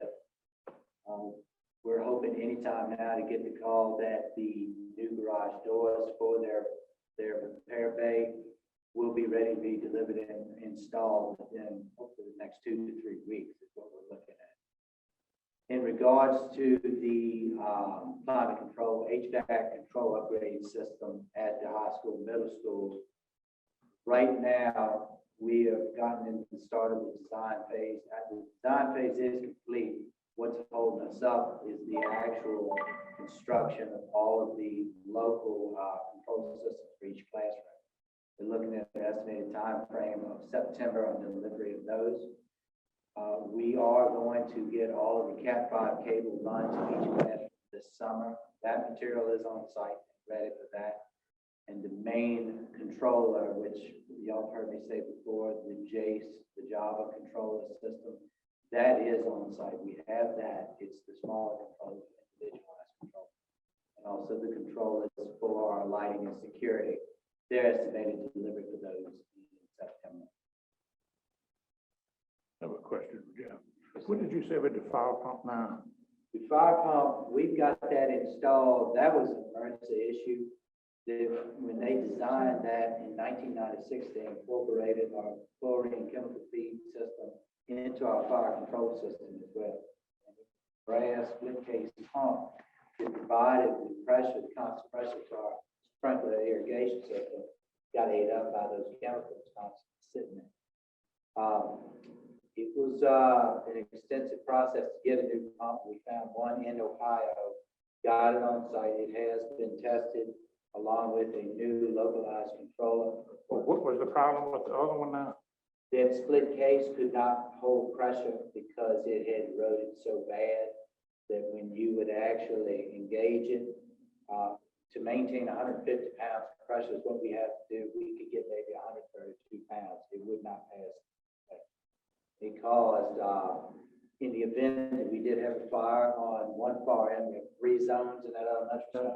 And I just don't see, and what, you had a crack indication? No, it was corroded. It was pitting from the chlorine, sitting inside of it. It ain't away from the material. And the alarm kept going off, right? Yeah. Well, the alarm would go off because of the fact that it would read low pressure and it would keep the pump on to try to build it up and it couldn't maintain. But the alarm would go off regularly because Steve Sisson called me, I don't know how many times, it was waking him up. It would go off through the night. I'd have to run in, verify that there was no fire and that what was happening was it couldn't maintain pressure. Well, is the system, does it have chlorine going through the system now? It does have chlorine going through it. What's going to keep the same thing from happening again though? So that's something we're hoping in the future with this mandate from the Department of Environmental Quality of abandoning the current well, that in the process of digging the new well, we can bypass our chemical feed system from our fire control system to have it in our potable water system. The chlorine is to maintain minimal bacteria throughout the potable water drinking system for our students and staff. Right now, our potable water drinking system and our fire control system feed off of the storage tank that comes from our existing well. They're both in conjoined. It was a good theory at one point when they didn't have to chlorinate. The reason we had that system conjoined is if our potable water pumps, or what they call boost pumps, fail, we can utilize the fire pump to continually keep water going in for our toilets, our drinking water, the cafeteria. But the problem B is the chlorine, once they said we had to chemically feed the system, it started eating that split case pump up. A question, Mark, if it's chlorine, Is there a public comment section? Do you want to entertain that? Hold on just a second. Hold on. This is not for the public to comment right now. But I can say real quick to answer that, the way that piping system was designed to put it downstream, we would not get adequate chemical feed into the system, maintain minimal bacterial counts. Could you get to the board or to Dr. Wargo to get the electrical, the letters or whatever you received from DEQ regarding the well itself? They have. That's, We got It's that. in your, that's in your Okay, folder. well, and it's so on our much stuff, I website. couldn't find it. It's, There was a lot it's of called questions. DEQ Eddie, existing you user need to permit. contact him sometime. Yeah, we got it. He'll I'll be show happy to answer your questions. Anytime. I'd love to show you the system. I had so much I was looking at it. You should tour the schools, All Eddie. right, so you. You should come see the schools. You'd be really impressed. So you're gonna still have chlorine in that system. Right now, we do. And and I don't want to jump ahead to, I know one of the questions involved. Yeah, let's that wait. But we're gonna that's get out. something we're looking to alleviate in the process of having to abandon that well. So DEQ questions coming up, we're just not there yet. Yeah. But Jeff, the fire suppression system is a dry system, right? So It's a wet system. it is, so the whole school, Yep, she maintains under 150 pounds. so I wonder what chlorine's done to all the piping and sprinklers. That's another fact. Well, need all the sprinkler heads up. About 65% of that piping is black iron. I mean, that's just the way it was designed that way, and Yeah, not good, but it is. it's not. No. The one thing that we have found to combat this is chlorine, instead of stagnant, is at its worst as far as what it does to alloys. So we've gone to a weekly fire pump test to flush that system, and instead of leaving the stagnant water in, which was something back in the day, they ran it every couple of months. Now we're keeping a weekly ledger on that as well as the fire pump at the hospital. This is some of the important part of understanding, like, operation of a facility versus the initial cost of a facility. As a government investing taxpayer money into a facility, the more money you can spend in quality materials and building to the best materials up front, the cheaper that will be to the taxpayers in the long run, because the initial expenditure on a building or an outlay for capital is the smallest cost you will really incur over the lifespan of that building. And so, the more you can spend up front to have better materials, better roofing materials. If we put a metal standing seam roof on the elementary school when we built it, we wouldn't be replacing it at a tune of $1 million today. We would still be using that same metal roof. So that applies going forward as you think about outlaying capital and outlaying investment. Try to invest the taxpayers' money today in the best quality construction you can, because it's going to save you a lot of money down the road. Over in Lancaster, we went cheap on our courthouse, and every time we turn around, there's some kind of problem we have to pay to fix, and it's a real annoying. I never would have approved such an expenditure if I've been sitting on the board, because think about the long term, because you may not be sitting on the seat having to answer it, but a fellow board member down the road is going to be like, man, I wish they had just put a metal roof and spent that money then, instead of having to think about it now and spend twice as much. Same thing goes with sewer and septic. Y'all mentioned that. Pump and haul is expensive. Invest in it now, fix it. You'll reap those benefits down the line very quickly. Well, the other thing is sometimes you rely upon quote unquote experts like we just mentioned here, who the theory is good until you chew up the pipe by corrosion. Yep. Just like this wonderful HVAC system in here. Right. So Sometimes experts aren't quite as expert as they claim to be. They're expert at getting their money. You get what you pay for. Mr. Haney, may I move to number 4? Yes, ma'am. Thank you. Detailed Wait a minute, disbursement. Holly, can you hold up? Yes, sir. Yes, I got sir. a question for Jeff now. Oh, sorry. Reading that well permit and stuff. So they knew in 2017, when the permit was issued, that one of the two wells would have to be shut down by 2026. One of the two, yeah. It's very confusing how the DEQ wrote that permit. My counterpart, Lee Ambrose, and I actually talked with the DEQ representative, Julie White. If you look at it, when they worded it, and it's something we had to have her say, is they're not saying you have to dig a new well. They're just saying we have to abandon. To abandon one well. Right. With using a little common sense in this, something I didn't think about, beginning, you can abandon the well, but you're gonna have to provide potable water for students and staff. Yeah. We've looked at every option, and the one thing I was gonna point out, talking with Ms. Julie White, there's two actual grants in place. One grant actually comes with the possibility of a free construction loan from DEQ in the event you have to dig a new well. Now, both wells we have suffer the same issue. Neither one of them have a grouting process incorporated in their construction, in the dig. So, and in my experience with EPA, DEQ, VDH, they don't get lenient on their policies. They actually get more stringent. So I guess what I'm getting back with my main question part of it is why are they making us abandon one well? It can be either one. It could be either one.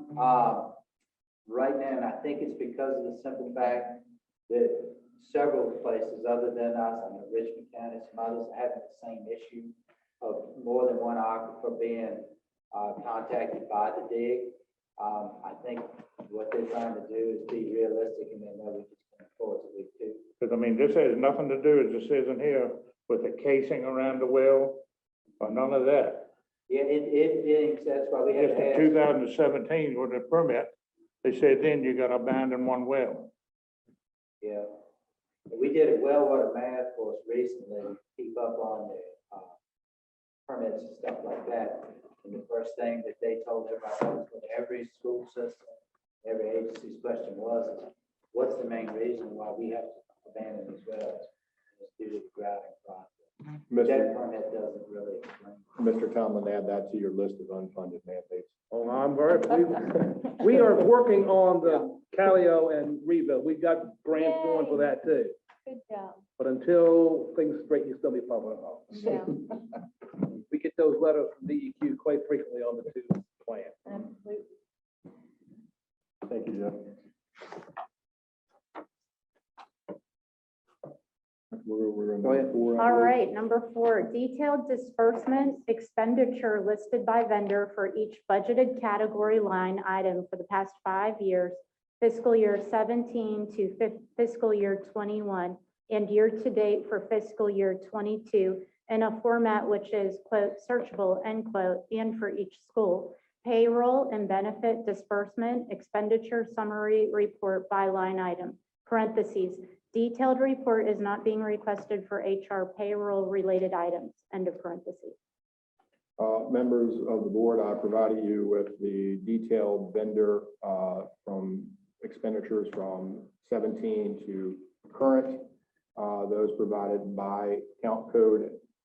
I also provided the account code by account code, the expenditure detail for payroll and the benefit by account code disbursements for those as well. Were there any specific questions you had regarding those particular items? Any board members have any questions? No, not at this time. Okay, number 5, last fiscal year finalized school budget and actual expenditures compared to that budget by category. That was similar to, I kind of covered that on the first, with the audit comment. That was comparing the, that's called the FY21 budget to actual comparison. You can see those, and that kind of reflects along with what the auditor reported that I mentioned earlier. Did you all have any specific questions about that item? Again, partially what reflects on the school budget too is that y'all run on a cash basis, so y'all are just whatever the amount of money is at that particular time. For us, the different budgets come in at different times, like the federal budget is in October, but our 10 and 11 month employees, which are mainly our teachers and some guidance counselors and some positions like that, they get paid over the summer months in July and August, but those sums of money are accrued back to the previous fiscal year because they're budgeted under that fiscal year.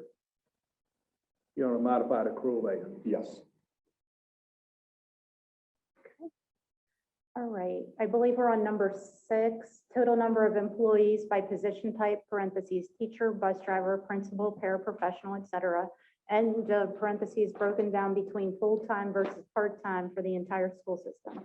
So we provided a document there called the number of employees by jobs. It basically listed all the employees that we have and positions, whether they were part-time or full-time. It looks like this. Yes. Yeah. And all of this information is uploaded for public review online. Number 7, estimated amount to be returned this fiscal year. Please break out the funds as federal, state, and local. We have not reached a point in this fiscal year where I have an estimate of that fund balance return yet, but I should be able to get you probably a good estimate by the end of May. By the time we've executed May, I'll have a pretty good idea where we're going to be, I think, executing out for the remainder of the fiscal year. Okay, number 8, number of students attending each school for the past 5 years, parentheses, show each year separately, end of parentheses. Provided a document there that gave you the students per grade level. And so that kind of detailed out each grade level and how many students are in those particular schools and grades. Don't have any questions regarding that.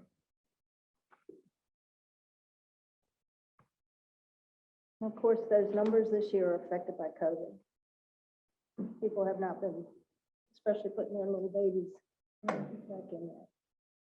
Number 9, SOL scores for each school by subject, parentheses, reading, writing, math, history, science, end of parentheses. For the past 5 years, parentheses, show each year separately, end of parentheses. These were the amounts or the SOL scores reported for the different schools from the VDOE, and the last year they have officially posted was 2017.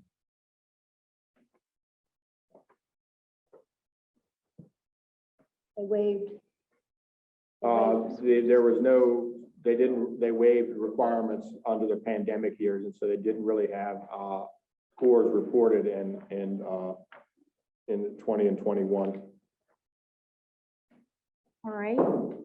Mr. Chairman, do you wish for me to continue or wait for Mr. Jett to return? So you said it didn't have any SOL scores for 2021? They weren't required to take them. Some students did take them, but it wasn't really officially reported. Yeah, because they had them on the Virginia site. Yes, they are on there. It's called a school profile report. Dr. Davis had, and our full board has a copy of that too. Yeah. Yes, sir. But All they right. didn't hold us accountable. You weren't held They accountable. didn't hold for it that. accountable. Lots of students chose not to take them. It was a very small sample, and so the numbers really don't reflect anything that would be accurate All as right. far as like the quality of instruction And there's that took learning place loss, or the Richard. learning. I that mean, took place. there's big learning loss for these kids that have suffered during this time. So we're thankful for the grant monies that we've gotten that address our after-school programs and our summer programs, because there are a lot of kids that really need. We have children who missed, when you think about it, they could have missed first grade, which is huge for reading, as well as second grade. I mean, when you think about the magnitude of what our students have been through, I feel for them, but we're going to work with them and bring them where they need to be. Our team has worked really hard to get as many of these state set-aside grants and apply for them. Lots of other school districts either didn't have the staff or didn't put the time in to apply for these extra grants, that we've all been awarded quite a bit of money here in Northumberland. And you compared all to are our to be neighboring commended for schools. that. That's Very much so. almost $1 million that we got, that other counties around us. Yeah, And that is and specifically for after-school programs. And summer. summer my school. drive was, when we went into those meetings, I was like, ask for the moon, because I mean, at the end of the day, who knows what's gonna be asked for, and we ask for as much as we can possibly get, and then they have a total number, but it's based on how many people applied, and then they divided it up. Why didn't you So- ask for it in Lancaster? I just, They only got I don't know, I can't say, I just, 25,000. they didn't apply specifically for those grants, so it could be that they didn't have the staff or didn't just do it, I can't speak for them. There was a lot of information coming out, so you really had to stay tuned on what was available. We're fortunate that we have a federal grants person that oversees all this, otherwise we would not be able to be managing this or have all the amounts of money coming in that we did, because If you all haven't she's seen really this good and she's been dedicated document, you need to, to look at this. Maybe the Lancaster School Board needs to make sure they have a staff person like that over yeah. there. They used to, he's now on our board of He's now- supervisors, Mr. Palin. Well, that still could be remedied. But don't do it too hard, because then we lose money over here. Yeah. You really ought to look at this, Tommy. I'll Yeah, tell I see you, it. it's very Yep. eye-opening. You could pass it over. Number 10, number of students homeschooled for the past 5 years, parentheses, show each year separately, under parentheses. So I showed a document there, it's just labeled homeschoolers, and it gives you from 18-19 up through 2021. You can see in 2021, and currently those numbers have increased quite a bit, but this is due to the pandemic. We hope at some point some of these students will continue to return to the classrooms, as some have already done so this year. Number 12, how many students living outside of Northumberland attend Northumberland schools for the past 5 years? Parentheses, shown separately by year and county. Which one were you on? I'm sorry. I think I'm on number 12. Well, we don't really keep This is how many You students just have living for this year. outside. from outside. Non-residents. Excuse Yes, me. sir. You only The- have this year. We only have this year because this is tracked at the school level, and so they don't really keep records from year to year. They just track it currently in the current year, and so that's why you see what the numbers are currently. I would suggest the school system itself, not by school, do it, because obviously, as you know very well, composite index, there's a difference between what Northumberland and Lancaster, since y'all even higher than we are, versus Richmond or Westmoreland County, because they're almost the reverse of it. Yeah. Currently, I mean, non-residents, students would really only become an issue if your school was overcrowded or you had an issue there. Right now, we're not overcrowded. We're not, having these few extra students come in is actually a financial benefit because we get the extra state money for them. But your per student is still high, though. If you look at that table 15, the superintendent would say. Yeah, the per student or the per pupil cost for kind of all these smaller schools is relatively high compared to maybe other schools, but it's the scale of the economy, basically. When you get to a bigger school, you can spread those costs out over a greater student body, where here we have to have a chemistry teacher, whether we have 20 students in it or 50 or say. So those things kind of add up for a smaller school district to have a higher per pupil. So I don't think you can just hang your hat and say, well, they're overspending because they have a big per pupil cost. It's really a scale of the economy that really affects that number. We have right many teacher kids I was going to say from out the of same county. thing. Yeah, I mean, they bring their kids with them. And county officials. Yeah. Well, state. That's typically a lot of the cases in schools, like if a parent works at the school district, they take their kids there, for instance, my sister lives in Northumberland, but she works in Lancaster, and she takes her kids to Lancaster because she works there. How much money do you get per child? From the, it's in the state report, it's about $3,500 for Alright. each from the What does state. it cost to educate each child? Have it on the chart. Table 15. The per pupil cost is $14,000 and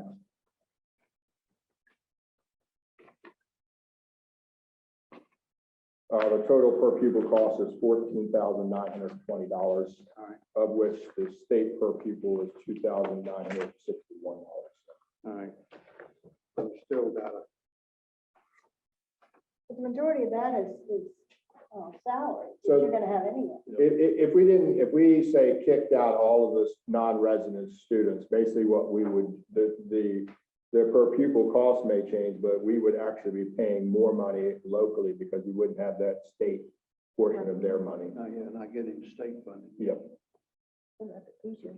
So the ADM and enrollment would go down as with not having those. Yeah. Like I said, usually the only time that you would have or would not want to take in non-resident students would be if you have an overcrowding or you're diluting your curriculum for your residents. We have a non-resident application process that a parent has to fill out, and it's based on class sizes and then on effort toward grades and behavior. So not everyone can just come here. And if you end up here and you cannot show that you're trying, then we tell you to go back to your home county where you're a tax-paying citizen. And so all those scores, all those students typically are higher scoring students too as well. And so they typically help raise our SOL scores and accredit and help toward our accreditation as well. But they're kept at the school level as opposed to being consolidated at the school board level. Yeah, the school board doesn't necessarily at the school board level keep civic data on that, but I hear your comment. If you'd like us to continue I think to it'd be monitor wise, that. because you know you're gonna get the comments on it, how many Otis County students, Right. et cetera. You're absolutely right. So you don't have to call, Right. can you call Yeah. 3 principals, get the same thing if you had it? Well, on we the- now have it for this year and I'll continue to compile and Yeah. collect that data going forward. Excel spreadsheet, just put it in once a Right. year and you got it. Yep. Number 13, copy of the Department of Environmental Quality letters and any other supporting notices regarding the need to replace wells at NES and NHS NMS. I provided you the copy of the letter that was given to me by Jeff called DEQ Existing User Permit. And that detailed the replacement of that well and the requirements there. I do believe that there may be opportunities for grants to help fund that. That's the one you were talking about, Ronnie, isn't it? Yes. Yes, With the paragraph saying you have to abandon a well. yes. Number 14, balance sheets for each of the past 5 years, fiscal year 17 to fiscal year 21. I provided you the June balance sheets for those fiscal years showing that was June 30th balance sheet for each fiscal year showing you the assets and liabilities. If you have any specific questions on those. Programs got questions? Number 15, the totals of any surplus funds for each of the past 5 years, fiscal year 17 to fiscal year 21, and the aggregate surplus as of April 1, 2022. I provided you in detail of the FY21 surplus that came back from and gave you the auditor's comments on that. I would refer you back to the county audit reports to indicate each of those fiscal sums of money that were returned for each of those fiscal years. Number 16, any and all grant funds raised and all expenditures made against grant funds received for the past 5 years, parentheses, fiscal year 17 to fiscal year 21, including but not limited to vendor-specific, in quotes, other funds, end of quotes, or rebate totals. I gave you an update on the current grant-funded projects previously. All the other specific grants and expenditures under those are listed under the vendor expenditure details by line item account from 17 to present in those reports. And you all are doing a great job with applying for grants. We've got more grants this year than, not counting the federal grants of ESSER. We have a great team. Yeah, we've got the PBIS, the life skills, the homeless. I mean, there's been some, There's been a fair number of new types of pots and grants of money that we've been able to capture relating to state set aside, ESSER, ARPA funds. When we see a grant opportunity, we set up on the Google Calendar, we share it with the team, and then about once a week, we meet until it's done. So it's a collaborative effort, and it's been very successful. And a lot of the grants are traditional grants are just reoccurring, like the Title Is and the Title IVs. Those are all reoccurring federal grants based on instruction or ESL programs and things like that. Number 17 says any and all financial statements prepared specifically for federal, state, association, or other grant applications made within the past 5 years, fiscal year 17 through fiscal year 21. This is 17. I've given you an overview of all the grants and applications. I've provided you applications of the particular CARES and ESSER grants related to those particular expenditure lines. Number 18, membership association, union, or other third-party fees and dues paid for the past 5 years, fiscal year 17 through fiscal year 21, with payee names. This was the. I believe that's VSBA. VSBA. Yeah, this is under dues and associations. Yeah, Listed, here are the organizations that the school is a member of. The school board is a member of these are mainly professional organizations. The school board members are a member of the Virginia School Board Association. That has a $2,100 yearly membership cost. The Virginia Association of School Superintendents, that's for Dr. Orgo. That's $1,700 yearly cost. I'm a member of the VASBO, the Virginia Association of School Business Officials. Get off real cheap. Mine's only $60 a year. VHSL High School, the Virginia High School League, that's for athletics. That's $536. And the VAESP, that's the Virginia Association of Elementary School Principals. For elementary school principal and vice principal, that's $425. Those are the organizations that we're currently funding or members of. That's under 5,000. Yes. Any questions about those? did you cover the high school one too? The Virginia High School League? Well, it's like the Virginia Association of Secondary School Yes, Principals. That's on there. Okay, Yes. thank you. He just said it Says was you, school but it was not secondary. He you. didn't say secondary school, he just said schools. Gotcha.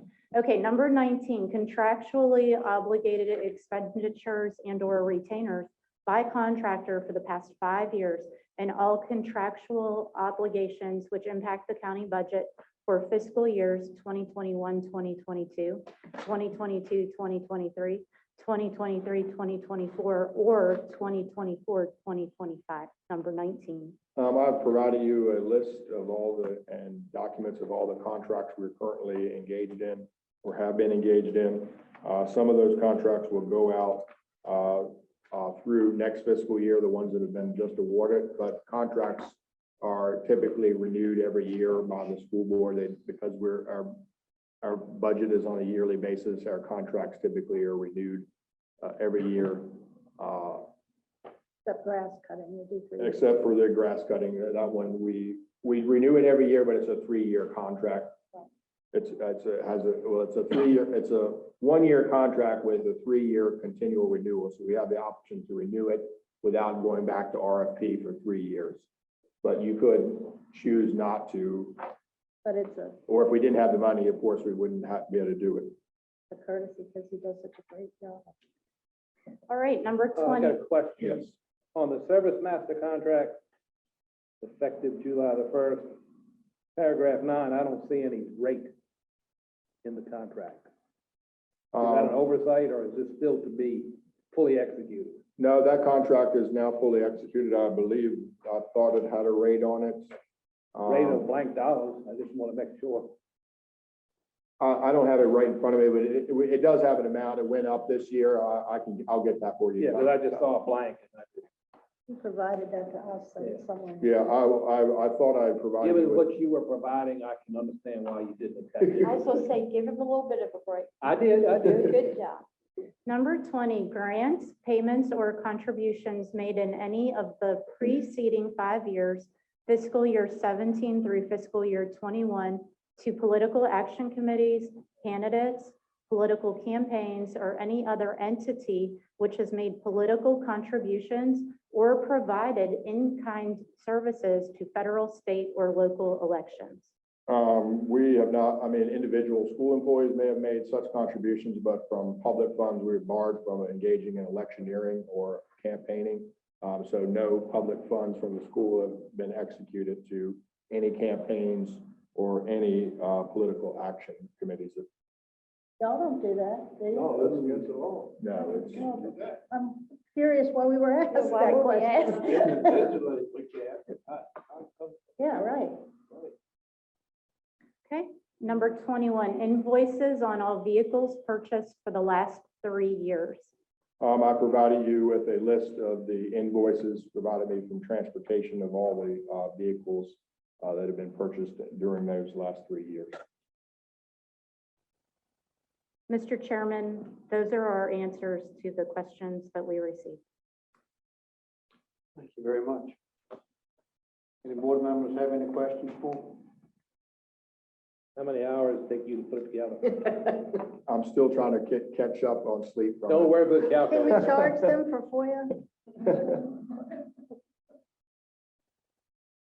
I appreciate the homework you give me. It keeps me sharp.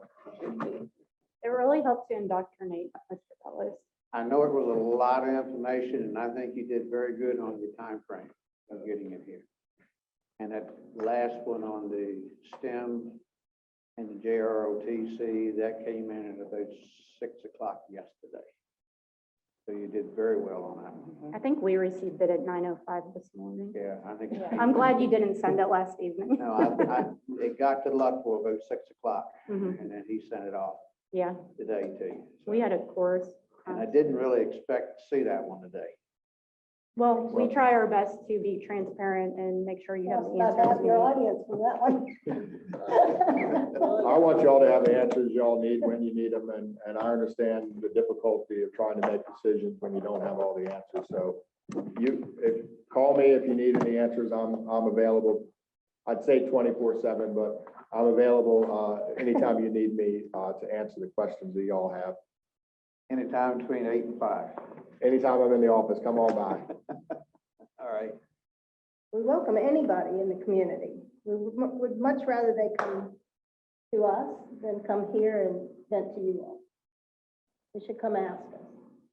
This is off subject and you can answer what you feel like. How's your superintendent over Lancaster doing? I haven't really heard an update, but I still don't think it's particularly great news for him.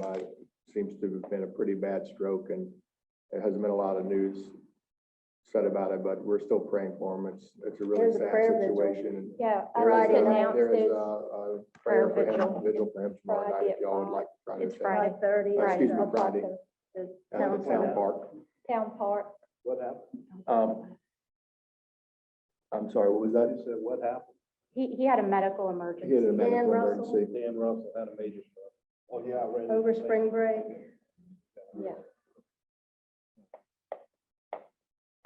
So please keep everyone, Life is precious. your Enjoy prayers. it. Tomorrow is not promised, so Right. Yeah. live each Correct day on that. for He's the not- value that it is. He's not that old a person in comparison. Just He's turned not- 50. He's only think. 52, I believe, yeah, That's a young man. definitely. Young Let's to make you. it. I know who you are.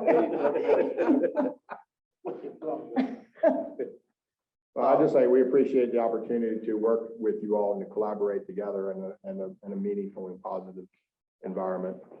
One other question, what crystal ball, as either as a business person at the school or board of supervisor or member, what do you understand is the status in Richmond on the budget? I'm also rising VACO president-elect, so I kind of keep my ear to this and call people up there quite frequently, and it seems to be still budget gridlock.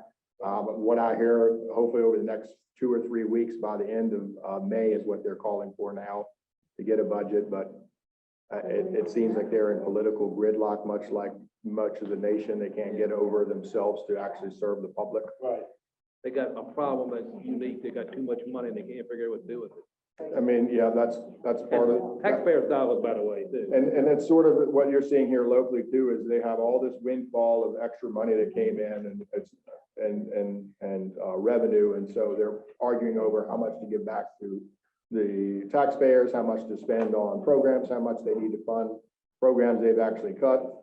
From where, looking at this over a long standpoint, basically since 2008, since the financial crisis, the federal or the state government has never gotten back to the budget that they were funding back then. And so if you, I was pretty eye-opening when I went to the last VASBO conference. The people there from Analytics 5 gave some data on different funding streams and what the amounts of money that should have been being paid by Richmond that we've been picking up. And it's in the tune of somewhere between $400,000 and $500,000 a year that local taxpayers have had to pay for things that the state government promised and that are in the state code to pay for, but they stopped paying for in 2008. And we've been continuing to pay for those support positions, such as all our technology people, some of our assistant principals, all, maintenance, all these extra people that are required to run their school system.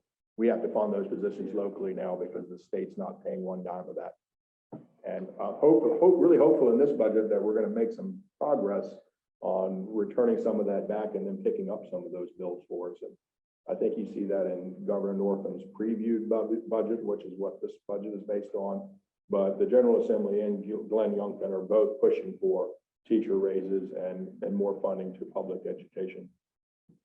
At the end of the day, I think it's important to understand what the fundamental goal of public education is as a country.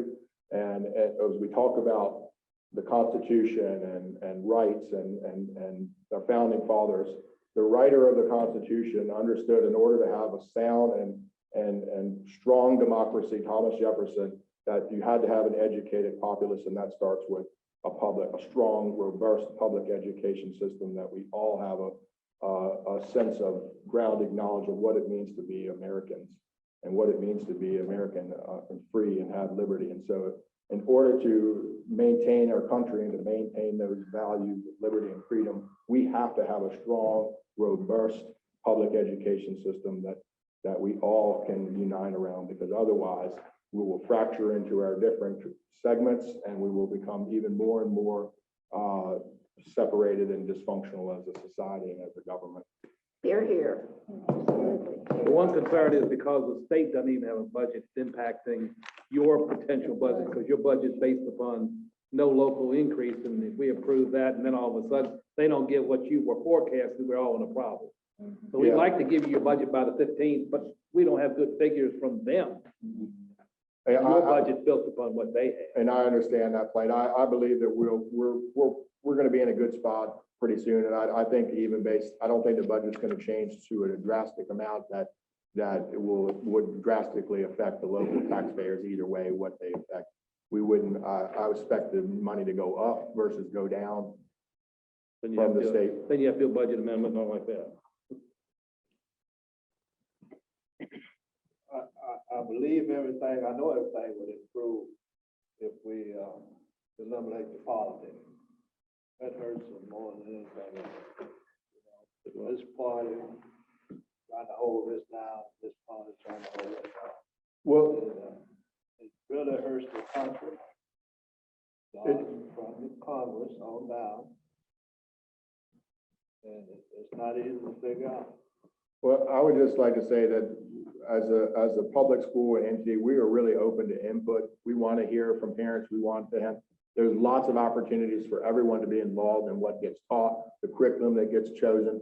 There's pathways for to be involved in all of those things. Right now, the curriculum and the textbooks for science adoptions are sitting over in the school board office for anybody to go over there, look at them, review them, make comments, enter those comments, and then that will all get put into ultimately the decision that gets made on what curriculum gets chosen. You know, you probably would have more, and I've talked to you. A lot of people don't read the paper. Like I told you, What's the on the paper? papers in the store, go back the next day, it's gonna be 98, still that. A lot of people don't listen to the radio. You gotta find those methods. But we went over to get the news out to a lot of parents. You got a lot of parents, grandparents is raising those kids too. Parents not that. So you gotta find ways to get those messages out to those people that might not have that technology. I think we try to do the best we can to get communication out, but like, you know, it's much like anything. It's really hard to get people involved in something until they have an axe to grind typically, or some beef or some problem that they perceive. It's really hard sometimes to get people through the door just to do X, Y, or Z because it's altruistic or we need them to do that. It's really easy to get people in the door when they have an axe to grind or they have something to fuss about. Everybody has a It's kind of like when computer. y'all try to fill positions. Everybody that has on- a kid has a computer now. You know, you said that, but I'm out in the community, this is much probably more than a lot of. You'd be surprised if people didn't even know when the election was. You know, so you gotta find ways. I need to put it in my weekly You gotta newsletter. find ways to get to a lot of those people that we may have the information, but they don't have it. It's also, Mr. Long, I email parents and students every Friday. I communicate more than most superintendents I know. That all gets pushed out on social media. It's on our website. We do all kinds of creative things. I'm very proud of it, and we'll keep fighting that fight. We'll keep trying to get that word out. I agree with you that, you know, that concern is there, but we definitely are trying to communicate out on, you know, and you're right, it does take a little energy. You either have to read it on your feed or you have to open your email, but it's there. If I mean, I Everybody has a phone. worked around a lot of school boards and seen a lot of different actions. This is one of the only school boards that I've ever seen that releases a press release of everything they did after every meeting. Mhm. So it goes out in the public. Our school board doesn't do that. I don't know what's going on in the school board half the time because they don't even know when their meetings are sometimes. Do we have a PTA? Can we quote you on that? Yes, We have a PO at the elementary school, yes. at the high school? There never has been. They Yes, have, they When I was do. there, I started one. When I walked the halls maybe, but we tried it when Dr. Burns came in, well, actually with David Dixon. And we called it a parent advisory committee. And we met with the principal every month. And Dr. Burns has morphed that, he may not call it a family advisory, but he does family engagement night Yeah. every month, where he does a family, you know, if you're a parent, you can come in and meet with the principal, and he provides updates. So What all if three you- buildings do have family involvement. What if you sent your newsletter to the churches? Right. We could do that, Yeah. Yeah, well, I mean, that'd be simple just to mail that to the preacher. absolutely. That's exactly about the And they would read it. COVID-19. They would read it in I'll the just do announcements. weekly. I'm Right, already when we come sent on. those announcements out, we had more people showing up. Right. I'm So, happy to do that. Yeah. I mean, you have most of the their- ministerial association, so I can push it out. I actually have ministers who work for us who can help with that Yes, too. I know absolutely. one of them. Yes, Yeah. so great suggestion, thank you. All right, no other questions? Luttrell, Drew, you have any questions? I don't. I'd just like to thank Mr. Bellows and Dr. Wargo for getting the answers to the questions together and getting that back to us. And the other staff that helped too. Yeah. Don't forget about the rest of the staff, but they all did an excellent job. Definitely couldn't do it without them. And we thank everybody for coming. Thank you for having us. All right, I feel good about it. and you're welcome at any time. When's the next meeting? So our next quarterly meeting, You are welcome. Good job. That was the Date. next thing I was gonna say. You what's make the it, date? set our quarterly meeting. No date set, but we can set one today if you want. Yeah, let's set it. In 4 months. 3 months? I'm sure that would, Seems like that'd be Tuesday was a September good would day. be, that would probably be good because that would be the This start of Wednesday. school. Pardon, I mean, Wednesday, all right, well, Wednesday, well, September, I was saying 4 months from now would be September, which would be a good time because that would be kind of just after school is getting going. Well, right, maybe August would be better because it's beginning. You want 3 months or 4 June, months? July, If it's August. gonna be quarterly, it'd be 3 Three, months. yeah. I can do that much math. Yeah. With those computer. Yeah, I know that. Can you boil an egg? I can. I'd teach, I'm just kidding. I'd teach my wife how to do regular potatoes, real That's a potatoes, good one. mashed potatoes, that is. She gonna make you do it now yourself? I know, she did it with Tom Sawyer. What about, What's the date? Do it well, Wednesday. Wednesday the 4th is what we're on right now. So what about August the 3rd? Which is Wednesday, August the 3rd. It's me. August the 3rd, Wednesday. Yes. August the 3rd. Same time. 5:30. Yes, All right, we'll set it up 5:30, all right, for everybody? yes. Same place, Same place, same time. same people. Same bet, John. Yep.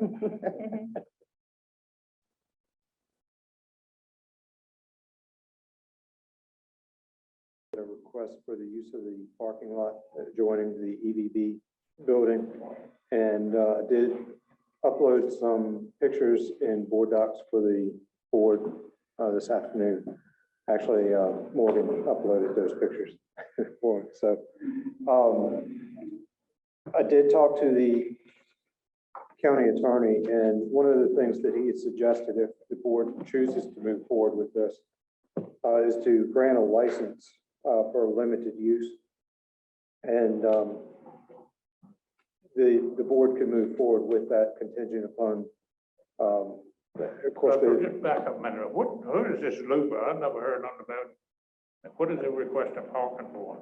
so this was a request that last month, I his, saw the letter last month, but I couldn't figure out who to go. yeah, he's interested in the old ABC building, the pharmacy. But he is looking to see whether or not he has the parking availability to do certain times of the year. He wants to do extra events. And it's, I think he had in his letter, it was only, was it 6 to 12 times a year. And then at the last meeting, the board had asked me to check the condition of the parking lot and then check with the county attorney. What liability, who's that insurance will cover if somebody get hurt? At the accident? What was that for? Well, I mean, we have general liability insurance for the parking lot, but I don't know. Of course, that parking lot was used when it was a pharmacy too, and they didn't ask for permission at that time. Yeah. I mean, If somebody get hurt or something, Well, do we ever establish where the lines were over there?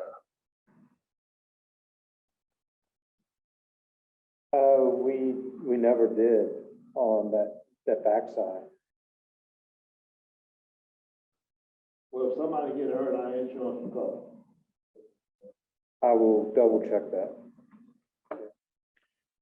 Guess the insurance would have to cover it. I guess Huh? you would hope your insurance would cover it. Right. He wants what, 10, 12 spots to use? Only limited events, not all the time. Yeah, and then you could specify that in the grant license, under the license.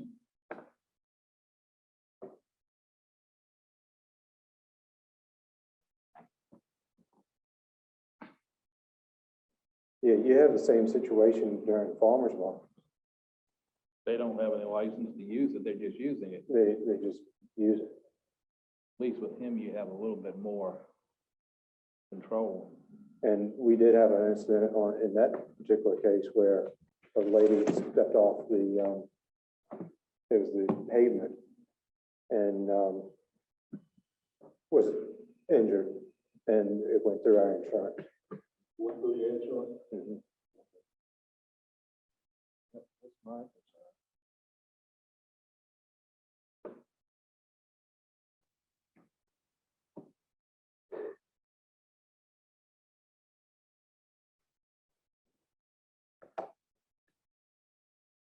So it's a pleasure to the board. Well, he had, Eric hasn't drafted any kind of license, has he? He has, and the gentleman is just looking for information, I guess, at this point. He hasn't even put an offer on the building because he's waiting on an answer on this before he does so.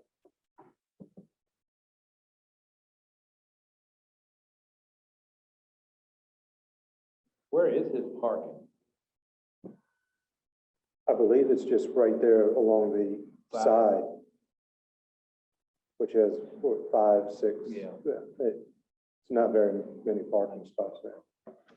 Well, when the pharmacy was there, they were using it too. Yeah, they were using the They were back. using the side and the back. So, depends on how many people came in. School board use it, School board. or has the potential to use it. I'm not sure there's any difference between the two. His would be less, theirs is potentially 5 days a week. I don't have a necessary problem with them. As long as it's a license, which means we can revoke it at any time too.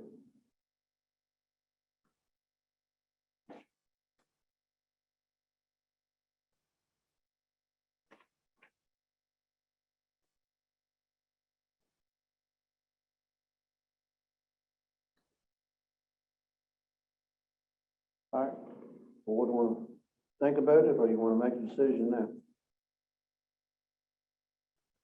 I assume that they want to stop. Well, he wants to put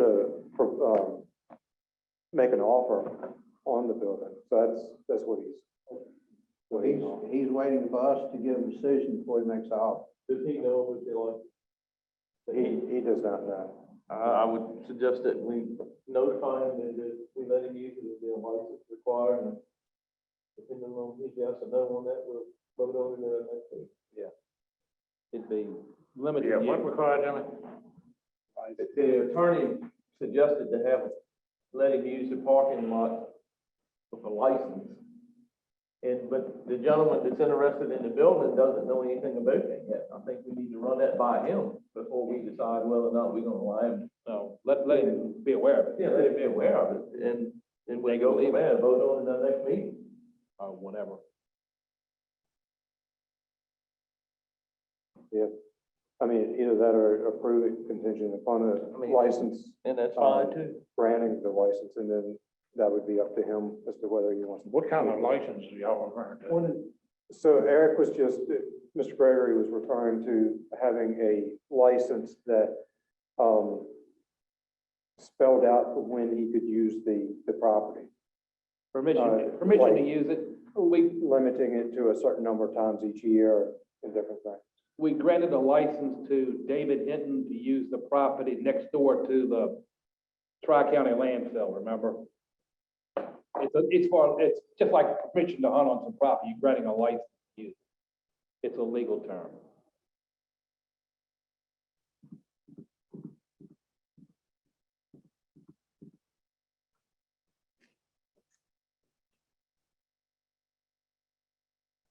Well, let me do that. I'll call Mr. Looper and let him know that you all are interested in possibly doing something by limited license by limited use. And maybe I can bring that back to the board at the next board meeting, then next Thursday. All right? Anything else? Last item I have is the fire study. West Packet has been trying to get the individuals from the fire programs to come out and present the study. We were trying to get them at either the April or May meeting. We haven't been successful getting them here. One of the things that he has gotten, been contacted, and they are interested in trying to set up some dates. So just think of some possible dates that you all may have in June, and we can discuss it further at the June meeting. I would do it at a regular board meeting, but I think it's going to take a little bit longer than the time period that we have at the 5:30 session. So we'll try that. But we can talk more about that next week. All right. Anything else? That's all I have. Any board members got anything? Move to close the meeting. Yeah, before we close, we have in the rules how many minutes a person can speak when they get up. 5, I think. Yeah, we're not. 4 or 5. We're not keeping. We ought to post it. We ought to post it at the door, that everybody, so they can read that, so they know before they start. Right. And on each piece of paper that they sign, each sign-up sheet should be stated on that also. Well, you could read that at, And also read it at each meeting too. But try to make them aware of it in any kind of, every kind of way we can. Cause some keep going on and on. I know, they get long-winded, and we all get long-winded Yeah. occasionally. We need to. we can be long with it. I mean, but when we're not in the meeting is what I mean. Like you mean tonight, Yeah. y'all there, Hey, going on and on and on, Also, nothing accomplished. also, we need to tell them to address the board, Yeah, not to turn around and address the order. that's always happening, it's gonna keep on happening. But we need to. Do a reminder. We will make a We statement, need to do a reminder, we'll get, because you can round people up like that. we will make a statement before the public hearings that they're limited to a 5-minute speech time, and they have to direct all the comments to the board. That sound pretty good to you, Michael? Yeah, we'll confirm the number of minutes. Yeah, what, or 5, 10, 4. 0, whatever, I don't know how many minutes it is. I think it's 4 for them today. All right, I think. It's in the bylaws, which we passed in January. all right, we got, that's all, do we have a motion adjourned? Second, Ronnie's motion. All right, all those in favor say aye. Aye. Y'all later.